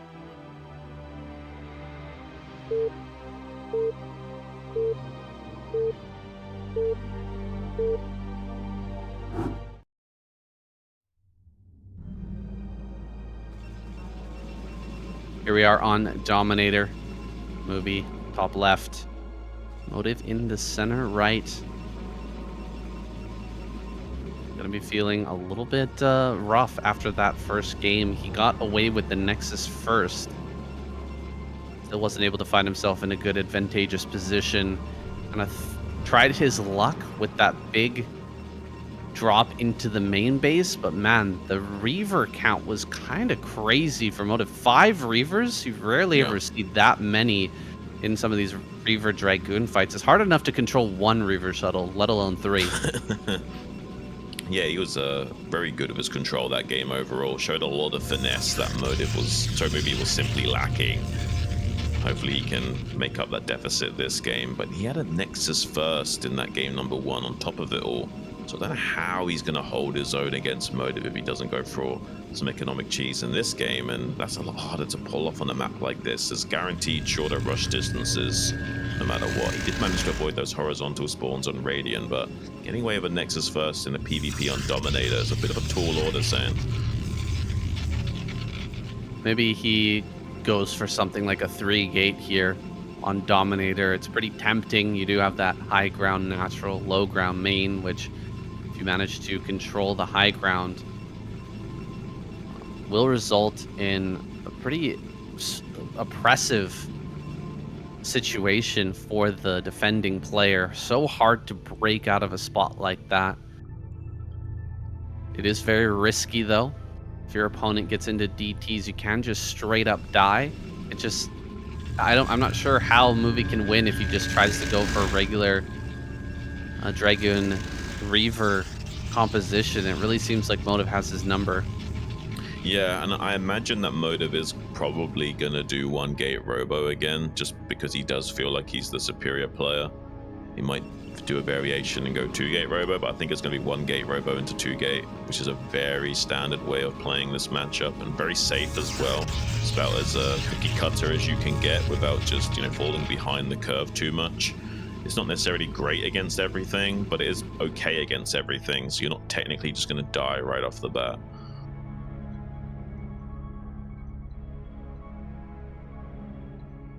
Let's see if he goes for that style of play. I think that's pretty solid. Pretty solid analysis from Xun. I think that Motive, if he's feeling confident, will definitely go for that style. He's got the Zealot here on the ramp, does Movie, waiting for this probe, trying to block it out of his base. But what will he hide behind this? There's always the possibility of going for a DT play yourself, but if Motive does indeed go for just that very quick Robo, 1-gate Robo, he should be completely prepared for that. I really want to see him go for 3-gate. Oh, is that on the gateway? 2-gate here from Motive. He may be going just 2-gate Reaver to make sure that he doesn't lose control of his high ground. Yeah, that's the other variation we did consider earlier on. It's like, he's either going 2-gate Robo or 1-gate Robo. Maybe he could go 3-gate if he wanted to, but I don't necessarily think that is going to be what Motive goes for here. I do think it's going to be some variation of Robo play. Seems like he wants to be extra safe. He does know that this is a low to high ground transition from main to natural, so it can be really risky if you concede that high ground to your opponent and let him contain you for free. So it looks like he wants to make sure he has some kind of ability to fight back against like a 3-gate play or what have you.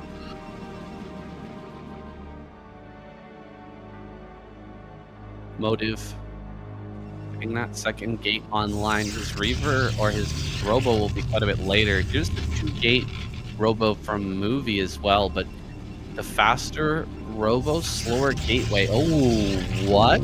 Okay. 3-gate Robo. I guess he's gonna have gonna go ahead and get the Observer, which is gonna slow down the 3-gate coming online, but it is gonna be a 3-gate Goon play. He still wants to go over there and bully Motive down onto his main base, or down into his main base, but doesn't want to risk having a DT just come across the map and wipe him out. That's kind of the problem with this matchup, saying, is you kind of have to hedge your bets, which means it's difficult to be optimized unless you want to take some big risks. And most of these players are very scared in taking big risks. They know how rock, paper, scissory it can be.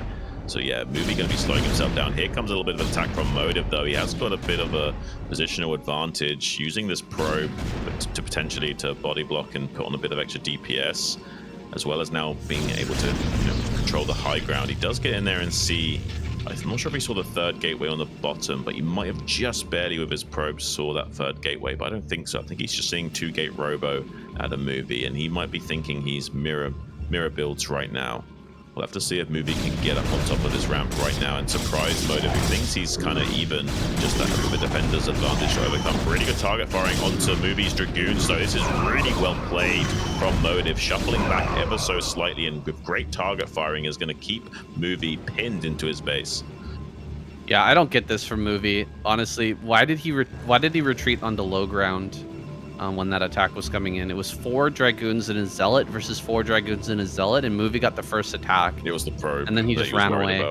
I mean, there's one probe. Yeah. There's one probe. I mean, what's the probe? Like, what kind of damage is the probe going to do? I mean, it's going to put a little damage, but... It's not just the DPS, it's like body blocking and like stopping the Zealot connecting, or stopping the Dragoon from retreating, or shuffling in forward to take a hit on a Goon that's microing back. It just can trade. It can make the difference, I guess, but, yeah.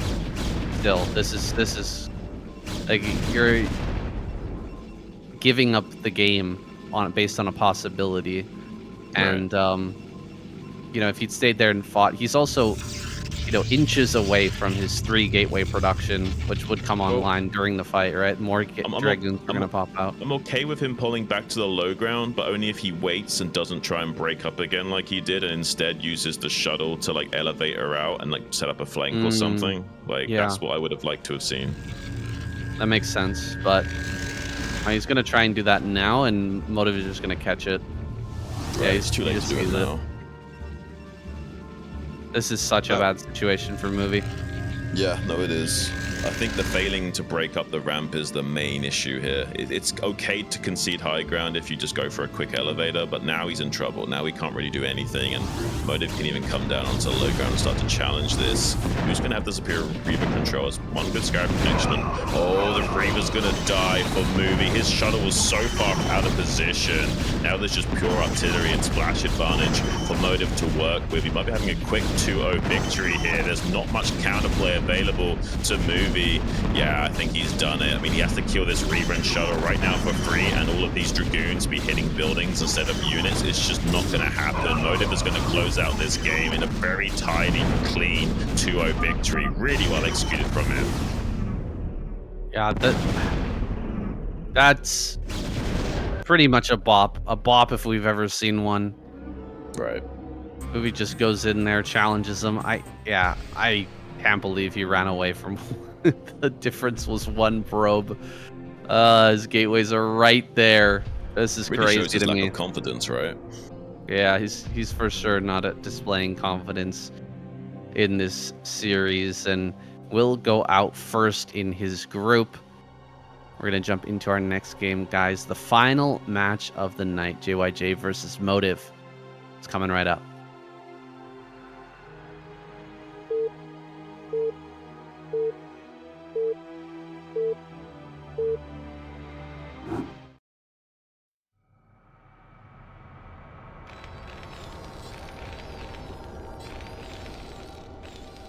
Here he is, JYJ, spawning in bottom right. Had a bit of a rough run against Royal earlier, and Motive over here in the top left, just making it out through that losers match. Is he ready to take on JYJ, this ASL champion? From years past, the TVZ specialist who showed us some good games of both TVP and TVT so far in this series. Yeah, and I have to say, Motives versus Terran is not that strong. Historically speaking, both of these guys not too great of success in this matchup, so I would say they're pretty evenly matched. And getting cross-map, though, anything can happen. I mean, Protoss could just get away with a Nexus first here. It'd be very difficult for Terran to punish that. We'll have to see if Motive wants to take a 1 in 3 risk and go for that Nexus first here. We could also see JYJ go for a CC first, right? That's a possibility. Right. He's not feeling super confident maybe in this matchup. Just get that early lead. Radeon, typically you see a lot of Nexus first, so going CC first, I think it's a reasonable idea. Just it could result in near instant loss if he matches up against a forward gateway or any sort of really aggressive zealot pressure. Right. Yeah, the map kind of allows you to be a little bit cheesy if you want to, although sometimes your opponent might also be doing some kind of crazy aggression to try and punish that, knowing that you're very likely to play a little bit more economically focused. Seems like Motive does want to get away with that Nexus first, and most likely will be successful in doing so. I don't believe that was a 11 gas from JYJ. If you do like a sharp-based build where you kind of get that 11 gas and slightly faster factory by like 5 or 6 seconds, you can get that vulture in there and start punishing the probes when there's only zealots to defend. But in this case, with these cross maps and a 12 gas, it's just impossible to really punish this. See this factory timing. Yeah, it's pretty sharp factory timing here. Ooh. Oh, actually, yeah, maybe that was 11 gas then, because that was way potentially. He could have made that even quicker, right? Like he had the money for it at like 225, so that must be 11 gas. Well, he's gonna get that factory online and have an opportunity maybe to get a vulture across him. It's just such a long rush distance, even with the 11 gas. Can you actually get a vulture in before the Dragoon pops out? Right. It's gonna be tough here. Motive will be optimizing this build, getting that Dragoon as quickly as possible. JYJ pushing out with some Marines. He's actually continuing to make Marines, so you may want to come across the map and try to combo some Marines with this vulture. Yeah, it's 38 seconds ramp to ramp in terms of worker movement speed. Because of how this ramp is aligned in the top left, pointing upwards, as opposed to like Polestar where the ramp is facing down, it's a lot less of a rush distance to worry about. When all said and done, it's just so hard to punish a Nexus first on this map. You're just better off taking your own CC and swallowing that small economic deficit. And so he will do just that. JYJ gonna send a vulture out here, but won't be pulling the trigger on any real aggression. Instead, getting his own CC online, playing from behind. We see this vulture try to poke, harass a little bit, but you really don't want to be losing this thing. It's so important to get those mines online and kind of contain the Protoss right now. Oh, he tries to run by. That's kind of wild. He'll get 2 probe kills, but he's going to lose this vulture. 3, yeah, okay. At least 3 to make it worth it. That's not too bad getting 3. Some Terran players, he gets the 4th. That's definitely worth it. There's basically a bit of an argument amongst the Terran scene in terms of what's worth doing that and sacrificing the vulture. Some say that you need just 2 kills to be okay. A lot of people say no, 2's not enough. The mines are too valuable. You need 3 kills to make that worth it. But in this case, with 4, you can definitely say that that was really worth it for JYJ to commit that vulture. And that's what you were talking about with that 11 gas. Can squeeze that vulture in just as a Dragoon is popping out and get some damage done to that mineral line, either denying mining time or keep killing a few of those probes. Can pay dividends and kind of equalize that little bit of a deficit early game. I think we're going to see possibly a starport out here. Is that what he's planning to do? We have a SCV over there in the top right. Follow up with another drop could be pretty strong. Now, sacrificing the vulture, right? You have to get those 4 probes. The reason is because now Motive is just free to take his 3rd Nexus kind of however he wants. He doesn't need to have this observer out immediately, but he still will get it online. It's a very important tool for Motive, but he should be able to come down here and just grab his Nexus on curve right around that 6 minutes. There's not too much JYJ can do about it. Yeah. This is the problem. You need to get some significant damage done with that vulture to actually make it worth it. You just have 0 vision, 0 map control, and the Protoss can really do whatever they want. They can do some kind of crazy 2-base timing, or they could be super greedy and take like a 5-minute 30 or 6-minute Nexus as a follow-up. 6 minutes is actually very conservative here from Motive. He's trying to get all of his timings up first, prioritizing unit production and non-stop pro production. Look, Vulture will get in here and punish that though, because Motive was being so safe. He's going to get a mine down anyway. So yeah, Motive's lack of greed will definitely be intercepted here by JYJ. And now we've got this strong 3-tank timing kind of a defending by attacking here, making Motive stay on his side of the map with this Reaver to defend, rather than thinking about coming up, putting pressure onto the wall already. He can use the wall against the Protoss player, lay down mines in the gap, and then start to shell the Protoss player over that. And it will take another 20 or 30 seconds until Siege is finished, but that's still going to be a lot of pressure onto Motive, and he might even kill the support bay. That's huge. Does get rid of that support bay. Might have queued up a second Reaver before that went down, but he's gonna have to pull the probes now. Getting a shot here with the Reaver. It doesn't connect with the Marines there. Does need to get a couple of good shots off if he wants to push this all the way back. There's the Reaver taking his first hit on some of these Vultures. Gonna get rid of some of the Marines as well. Oh, the connection there is pretty good, but nice pullback from JYJ, making sure that none of these tanks die. If he retreats right now, I think this is a fantastic play from JYJ. Cannot be losing these tanks, though. Yeah, it's really good. He's using the Vultures to screen, body block, and lay down mines in the wake of these. Does get a Reaver Scarab connection on those tanks. Has to pull back. It was only splash damage, so they're still on red HP. If that was a direct hit, you do just take way too much damage, and the tanks would have exploded there. A good micro running those away. All the mine at the third base does get cleaned up. I think he managed to get that without taking damage onto that Reaver, fortunately. Just using that to sweep the mine as quickly as possible. Vulture comes in and tries to deny that base going up, instead just killing the probe after the fact. So Motive will get this base online, but when all said and done, I do like JYJ's position after that attack. Yeah, he really slowed down that third base by quite a bit. He will be able to get all his defenses up on the line back at home well in time to deal with this Reaver. Motive just kind of has to suck it up here and take his third base, sit in a probe deficit, and look to the future. Stargate on the way. That's interesting. Stargate follow-up could be quite strong. JYJ would be tempted to just sit back after dealing that initial damage, getting himself into a good position, maybe go for a third base, but you know, if there's a carrier transition here from Motive, maybe he can still make this work. Right, yeah, it does look like it is going to be that 3-base carrier setup. It enables you to afford up to 3 Stargates worth of production, and I'm still having enough left over to get a sizable count of Dragoons on the ground to clear out mines on the map and make it look like you're playing relatively normal as well. So JYJ is going to have to dig deep and find some good scans here to identify this as soon as possible. Eventually he might be caught with his pants down. One thing going for JYJ, if this is going to be carriers, is that it is cross map, so it is a big, wide open, desolate land for those carriers to just run across without being punished by the Goliath. So as long as JYJ can get his production going and identify it quick enough, he might still be okay. Yeah, he might be fine here. Gonna run some Vultures by, but probably only get 1 probe.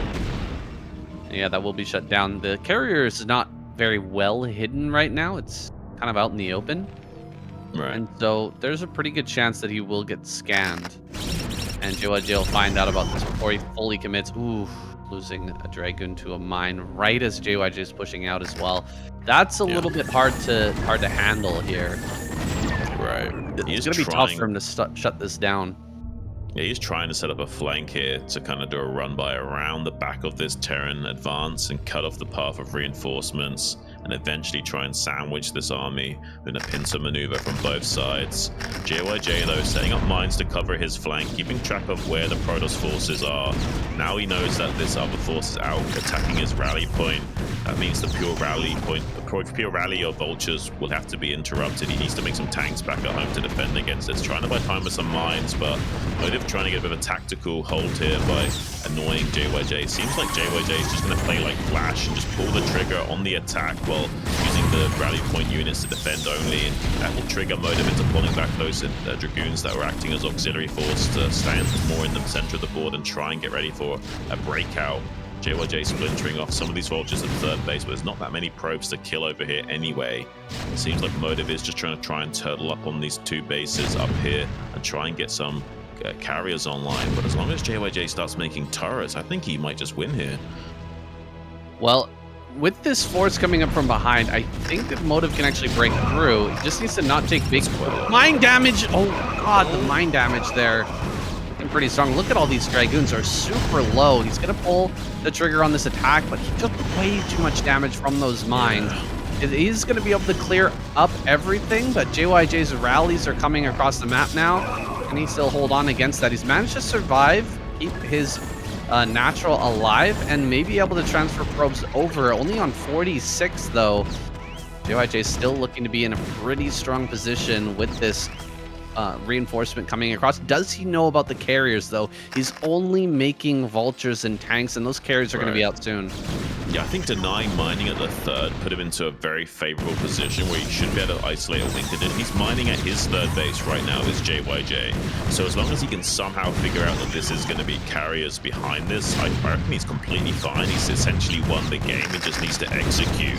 The question is, does he even know about the carriers? Because there might be still a timing here for Motive to surprise him, and JYJ might not have the necessary amount of production of Goliaths to deal with this. They come the first two carriers now. It's only when there's four when it starts to become a bit of an untenable position for the Terran. So it takes a long time to chew through that Terran metal with just two carriers worth of interceptors. So still some play left for JYJ to re-establish control in this game and get some powerful rounds of Goliaths to be produced. But denying mining at that third for as long as he has, I think, to really put a dent in Motive's capabilities. And he was forced to reveal these carriers sooner than he'd like. Yeah, that's unfortunate for Motive, but he does manage to hang on.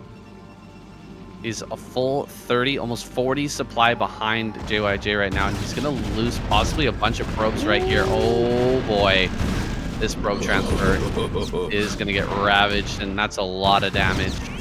Really slowing this down by a lot. Look, with the Nexus first, you could usually get your third base online around 6 minutes, maybe 7 minutes at the latest, but here we are at 13 minutes, finally getting the probe transferred to that third. That's crazy amounts of delay from JYJ. You should usually have your fourth base done and ready, already mining at this point.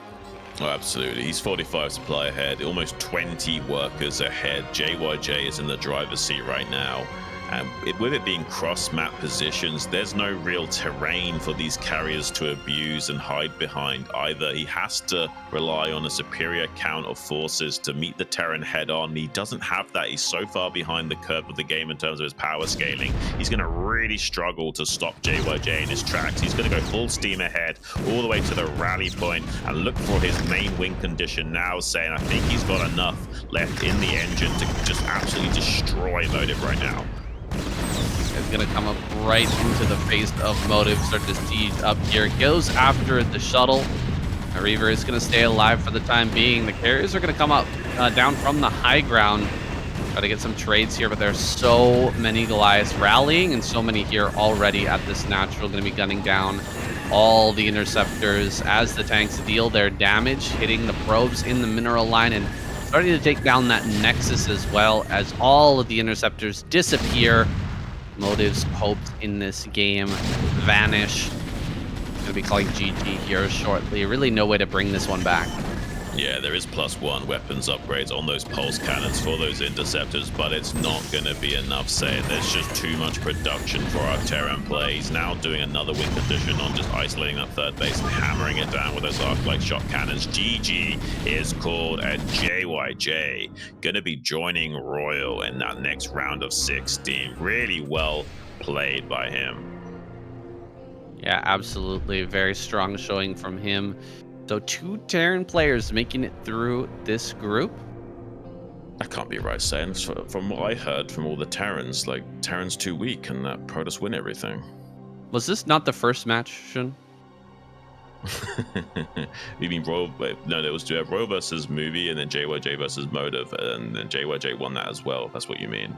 Yeah, the first match. I mean, was the first match between JYJ and Motive. Yeah. So we still have another match. It's best of 3. My bad. All right, guys, we're gonna jump into our our second game of the best of 3. It's gonna be on Dominator. Let's get it started.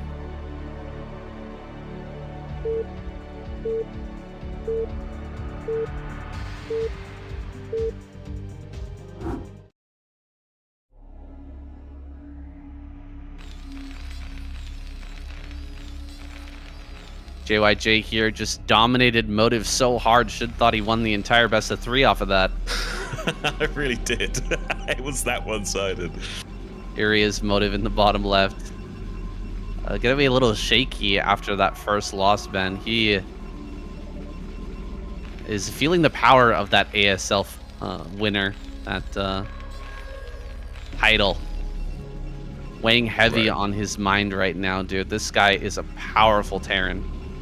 Yeah, yeah. I mean, he looks so monstrous in terms of his ability versus Motive in that last game. Absolutely insanity from him. Dealing with the Nexus first with finesse. It does seem like that 11 gas is the answer to situations where you know that if it is a Nexus first, you can't really punish on these big, massive macro maps. So maybe we'll be seeing more of that style coming out from some of these guys. Just keeping their options open to maybe get some punish potential with that initial slightly faster Vulture. And StarCraft is a game where every second counts, so having your factory down even just like 3 or 4 seconds quicker, having that Vulture out on the map 3 or 4 seconds quicker does make the difference in some of these situations. I thought it wasn't going to be possible. That's such a long rush distance on Radeon, but Right. yeah, you're right with that earlier gas, able to get it out split seconds before the Dragoon makes its way into the natural. Made all the difference in that game. The follow-up attacks were very well timed by JYJ. Even the surprise of the carriers, which is usually quite devastating for a Terran player when you don't know about that, and then suddenly there's the carrier in your face. Even that wasn't enough to bring Motive into a good spot there. Was still on the back foot despite all of that. And now we're here on Dominator. Both players opening with some tech. Neither player trying to get some Echo cheese going. Instead, going to be playing a pretty straight up game here on this 3-player map.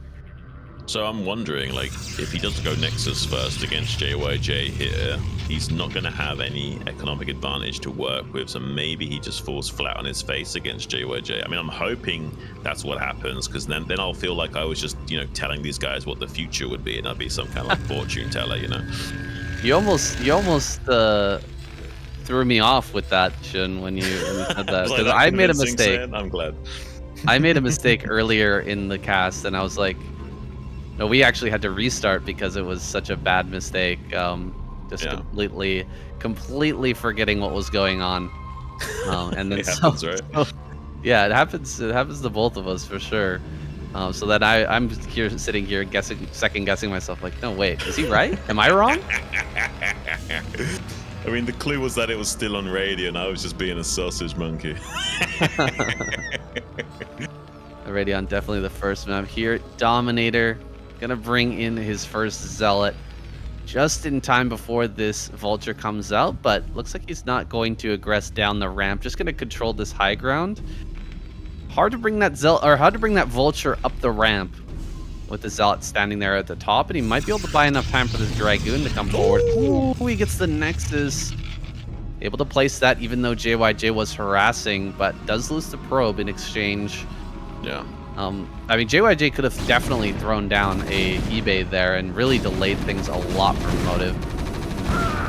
Yeah, we've got the Zealot now connecting with that first Marine, trying to make some good trades happen with the probe particle. He does manage to kill that last Marine, but enough damage was put onto this Dragoon that now this one Vulture, 1 Marine combo can fight that back. There is another Dragoon just about to arrive though. Motive is hoping to keep the pressure on right now, making some early trades. Not only possible to continue the damage, but making it very hard for JYJ to stay alive potentially. There's no bunker behind this. JYJ knows that as well. He's trying to scare Motive by pushing this Vulture out onto the map and threaten a run by right now, so that Motive keeps the rest of his Dragoons back at home and doesn't reinforce this, and will rely on Micro to try and clean up this one Dragoon that's harassing the natural. Motive made a little bit of a mistake there, pushing up with both Dragoons, ended up losing that low HP one. Good targeting by JYJ. It's important to target down the Marines once the Dragoons have lost their shields, because funnily enough, the Marines are actually going to be doing more DPS because of that damage type and the speed of the attack. So initially, when the vulture is attacking shields, it's going to be doing quite a bit. But then as soon as the shields are gone, you actually need to target down the Marines. Kind of a funky thing. Oh, he went for speed first. This is huge. Rather than mines, going for speed. Dude, this blocking is crazy. How is he able to block this so well? I don't know. And he's blocking the ramp as well. He might have just saved himself with that body blocking. That was insane. He had so much more movement speed, but just couldn't squeeze those vultures around to the other side. Oh, he gets another run by though. Might actually get in here, but he's one of these vultures and does do that. Oh, beautiful turnaround on those probes. Going to be cleaning out that vulture with low HP. Bit unfortunate that he couldn't just get behind the mineral line of that vulture and be more annoying. Sometimes the problem with vulture speed is it makes it harder to micro because they turn and move so fast that they just get closer to the enemy units for them to clean them up again. This is a very good spot for motive. Remember we were talking about earlier. When your first vulture goes out, and it should kill at least 4 probes because you need to get those mines out. He just didn't make mines, made speed, invested that 100 into speed. 3 vultures went in and got like 1 probe. That's crazy bad for JYJ. Oh my gosh, it's super bad. He lost those early Marines as well to that Dragoon and Zealot combo. This has gone horribly wrong for motive, and JYJ is going to try to push out now. Third base on the way, about a 6-minute 30 he started that, maybe 6-minute 20. Super early third base for motive. He knows how good of a spot he's in, and he's going to try and leverage that to get a big economic advantage. I'm not even sure JYJ wants to do the normal 3-tank move out right now. Like, he should be pushing with these 3 tanks conventionally, but that vulture run by did such little damage that he now maybe feels a little bit shy about this. Look, he's just holding ground on his pizza slice. He doesn't feel like he can put any pressure onto motive right now. He's got 1 vulture out on the map, but that's about it. He's just chilling. He doesn't feel confident enough that he can get anything done. There's not going to be enough vultures supporting those 3 tanks to lay mines down in the wake of those dragoons. He knows it's going to be too difficult to get anything done. Instead, just going to try and get lucky and sneak in these vultures. It's just when motive is transferring his goons over to the third base. But it doesn't look like that's going to be transpiring. It seems like motive is plugged up pretty tight. He's going to add on more gateways now as that citadel, and so he will be able to get Zealot speed in time to shut down whatever 2-base push comes out of JYJ. You just can't really let this stand. That's such an early third base. He either needs to wipe out a bunch of probes by running by on this Nexus on this third, or he needs to get some sort of attack going. You can't just sit here and let motive get away with so much. Oh wow, he's going to be switching into what looks like Arbiter behind this too. Interesting from motive, setting up those pylon walls. Now he's really defending this center left, getting it set up well, and I don't think that JYJ is going to be able to get in there. Right. Yeah, I don't think anything is going to be done to motive in terms of economic damage, or at least for the time being, which is problematic. And JYJ just going to go into a 5-factory play. Does give him some push potential. Will also enable him to safely take his third base at the very least. But it's going to be problematic for him. I don't think there's really many timings for JYJ to exploit now. And that's kind of the thing you need as Terran. Like, Terran generally, I mean, StarCraft is a timing attack orientated game, but Terran especially rely on those timings to actually get damage done. And they have like this power spike throughout these different transitional points in the game, especially when the enemy is trying to get certain tech online or get certain units ready. And if you don't have those tiny little razor thin 5-10 second windows to punish as Terran, you're kind of just a sitting duck waiting to max out. He's going to be going for some sort of 5-factory play. JYJ gearing up to push. Doesn't have a lot of vultures just yet, but those are going to start spilling out here relatively soon. I think that there's enough gateways online for motive, though. Oh, maybe if you eat some big mine shots right before the push comes, that can always change things pretty rapidly. Comeback mechanic for the Terran player. Just get some free kills on some of these Dragoons. Can make things a little bit spicy. Run by over towards the third, but that's been completely blocked off, and motive's probably going to be able to kill some of these vultures as well. No, they do manage to slip out, but This is more losses for JYJ, more of his army going down right before the push comes, and I'm not sure that he's going to be able to break this open. Motive, he's going to have a lot of tools to work with. He's going to have shuttles, he's going to have zealots, and he's going to be utilizing these high grounds as well to just slow down these attacks from JYJ. Yeah, it's a shame he didn't check the natural. There was nothing defending at that time. Chose wrong. Now we're going to be doing a big push on this horizontal axis, trying to shove away Motive from this high ground pizza slice so we can seize control of that and start to slowly inch his way towards that rally point location. He's also trying to put Motive on a clock by hitting these pylons at the third base, so he has to commit some units in cleaning that up and can't leverage all of his forces at the front line right now. JYJ starting to inch a little bit closer. Needs to siege up right now. He might be in trouble.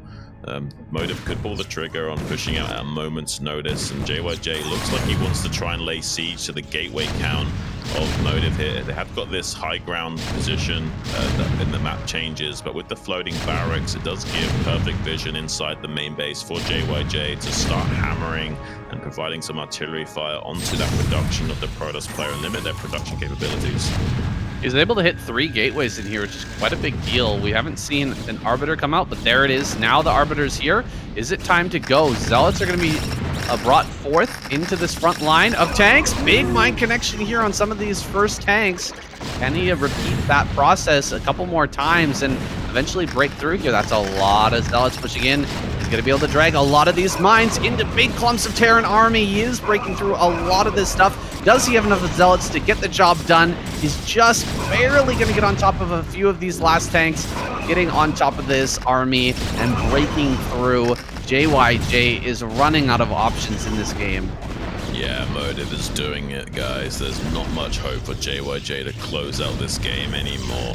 I mean, at the bare least, he's going to have to sit back and just macro up for quite some time.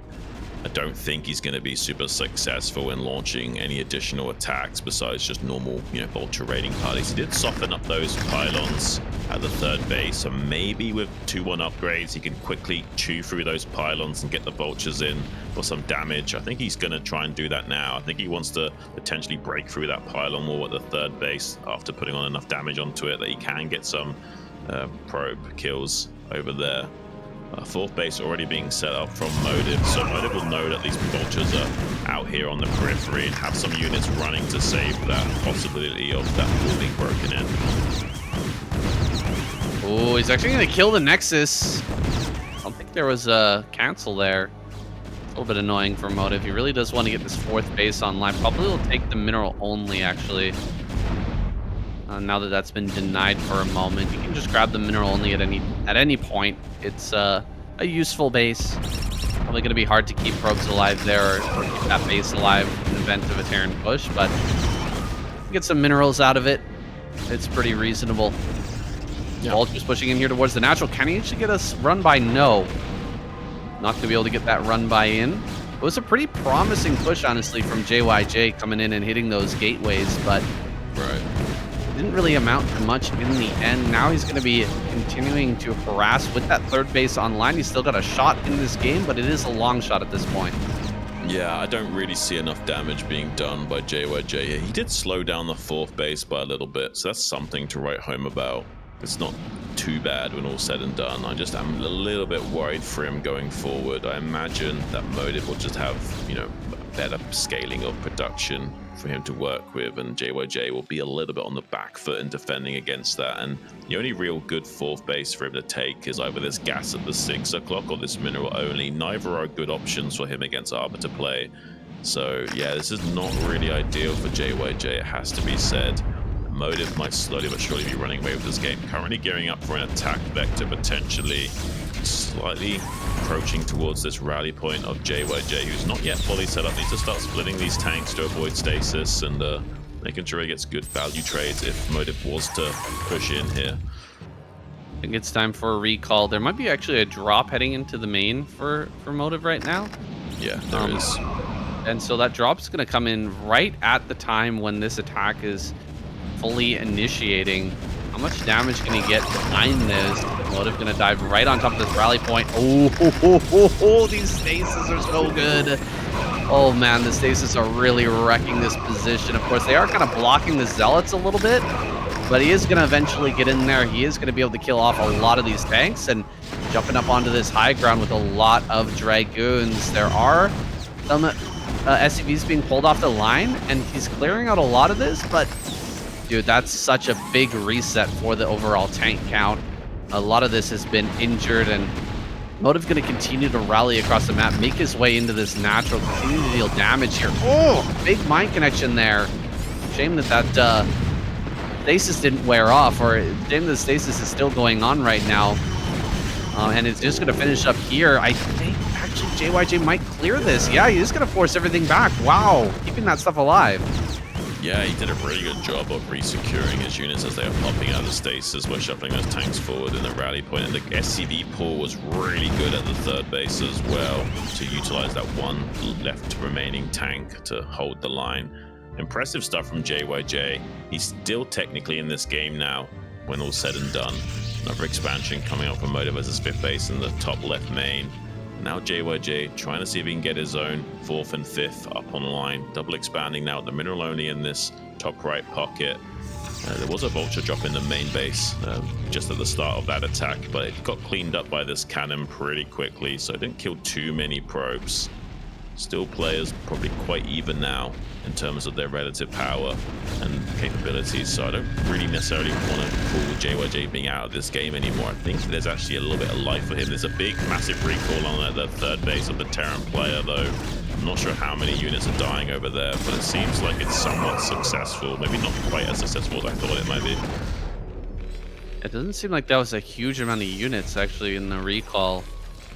Maybe just a small contingent of Dragoons and maybe a couple of Zealots in the mix, and right, Motive really doesn't get much damage going for that effort. Has been a little bit slacking on scouting in the top right-hand corner, has to be said. So you might not even check this base that JYJ is just ninja'd into the top right. Unless the Arbiter wants to fly around this top side. Is he actually going to send it that direction? No, not yet. Dude, he might totally miss this. This could be a really big win for JYJ.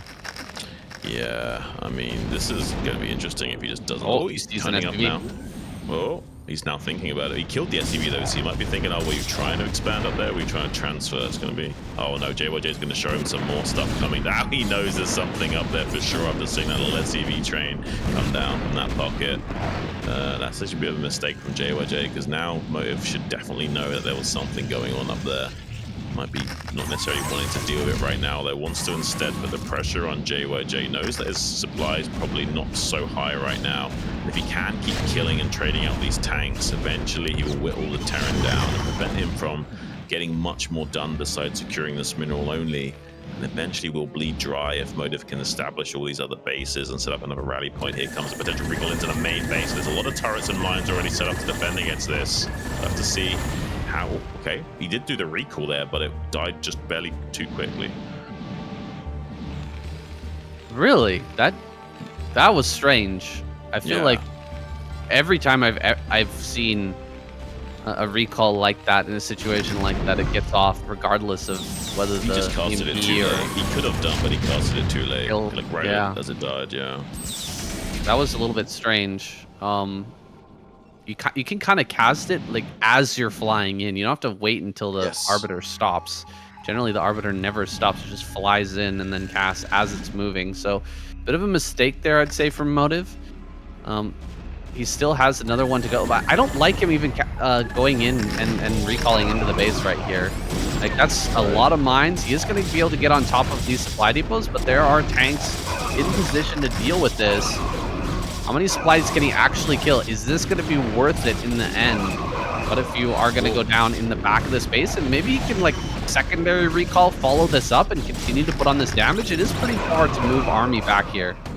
Yeah, it is kind of being annoying for JYJ to have to send all of his army back to deal with some of these. He is also trying to skirmish with vultures out on the map right now, but it's not really getting a lot done. I think Motive is holding the line and not allowing any economic damage to be done. He's trying to get behind this mineral only at this base up here in the top left. He finally does get them into the pocket where they can stay outside of the range of the photon cannon and rain down on those probes. So finally JYJ finding some good damage. Now he's even in work account, but another follow-up recall from Motive in the main base of JYJ. He's definitely going to have all hands on deck, getting some units back into the main base to start cleaning this up. The rallied units will not be fast enough. He's going to lose all of these supply depots up here in the top right pocket of his main.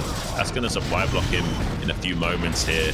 So now JYJ's in a little bit of trouble. He has to pull back the majority of his forces to start to clean up his main base, which will expose him out on the map to either counterplay from Motive or just not being able to shut down any more of the bases and mining that Motive is getting away with. So when all said and done, this is technically Motive favored, but he did kill all those probes at the fourth base for Motive and denied some mining there, so he got some compensation, but this is just becoming too much for JYJ to overcome, I think. Yeah, it was a nice move, getting some damage there at that base in the top left, but this is so much. It's crazy that he lost, 10, 15 supply depots. Maybe not that many, maybe 10 supply depots over here, kind of looking like 10, and he's still not supply blocked. That is ridiculous to me. He's just so low on supply. The third base, I think. Yeah, he was supply block, but then had to remake a bunch of them all at once. Yeah, must have made some of those over at the third base. We haven't gotten a shot of any of these other bases recently, but Motive has all of his bases online. Basically, everything he could ever want at this point. Yeah, all the bases on his side of the map and that fresh main base over in the top left can just continue to pump out huge amounts of gateway army, and even has Storm online now, can also do further recalls into that main base. Turrets haven't been remade over there, and even if they were, you can just fly over them anyway. He's going to go in for another recall here, so the punishment continues. Yeah, it could be painful. If he gets on top of the Terran production, there is a small recall coming out now on top of that Terran production line.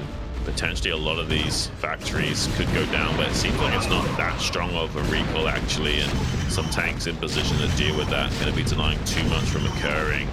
Now JYJ doing a big attack vector on this horizontal axis, seeing if he can get on top of the rally point of Motive right now. Getting closer and closer to that rally point, but there's a lot of Storm here. It's going to be very difficult. If he can't get snipes on these Templar, actually break through this. Great snipes there, actually. 2 good snipes on these Templar means that he might still be able to continue this push. Kind of a scary moment here for Motive as he loses gateways in the main base. He's just barely set up a secondary rally over in the top left, though, so he can technically produce out of other locations and bring more forces down to surround this army. Yeah, Motive trying to wrap around the back of the army now with his army from the high ground. There is a few High Templars in here to start storming these tanks. There's not enough to break this push though, so the attack does stay online for JYJ, and there's now a big win condition. I don't think Motive can macro out the units fast enough to stop this potentially, so JYJ might be able to go all the way. He's got 3-1 upgrades.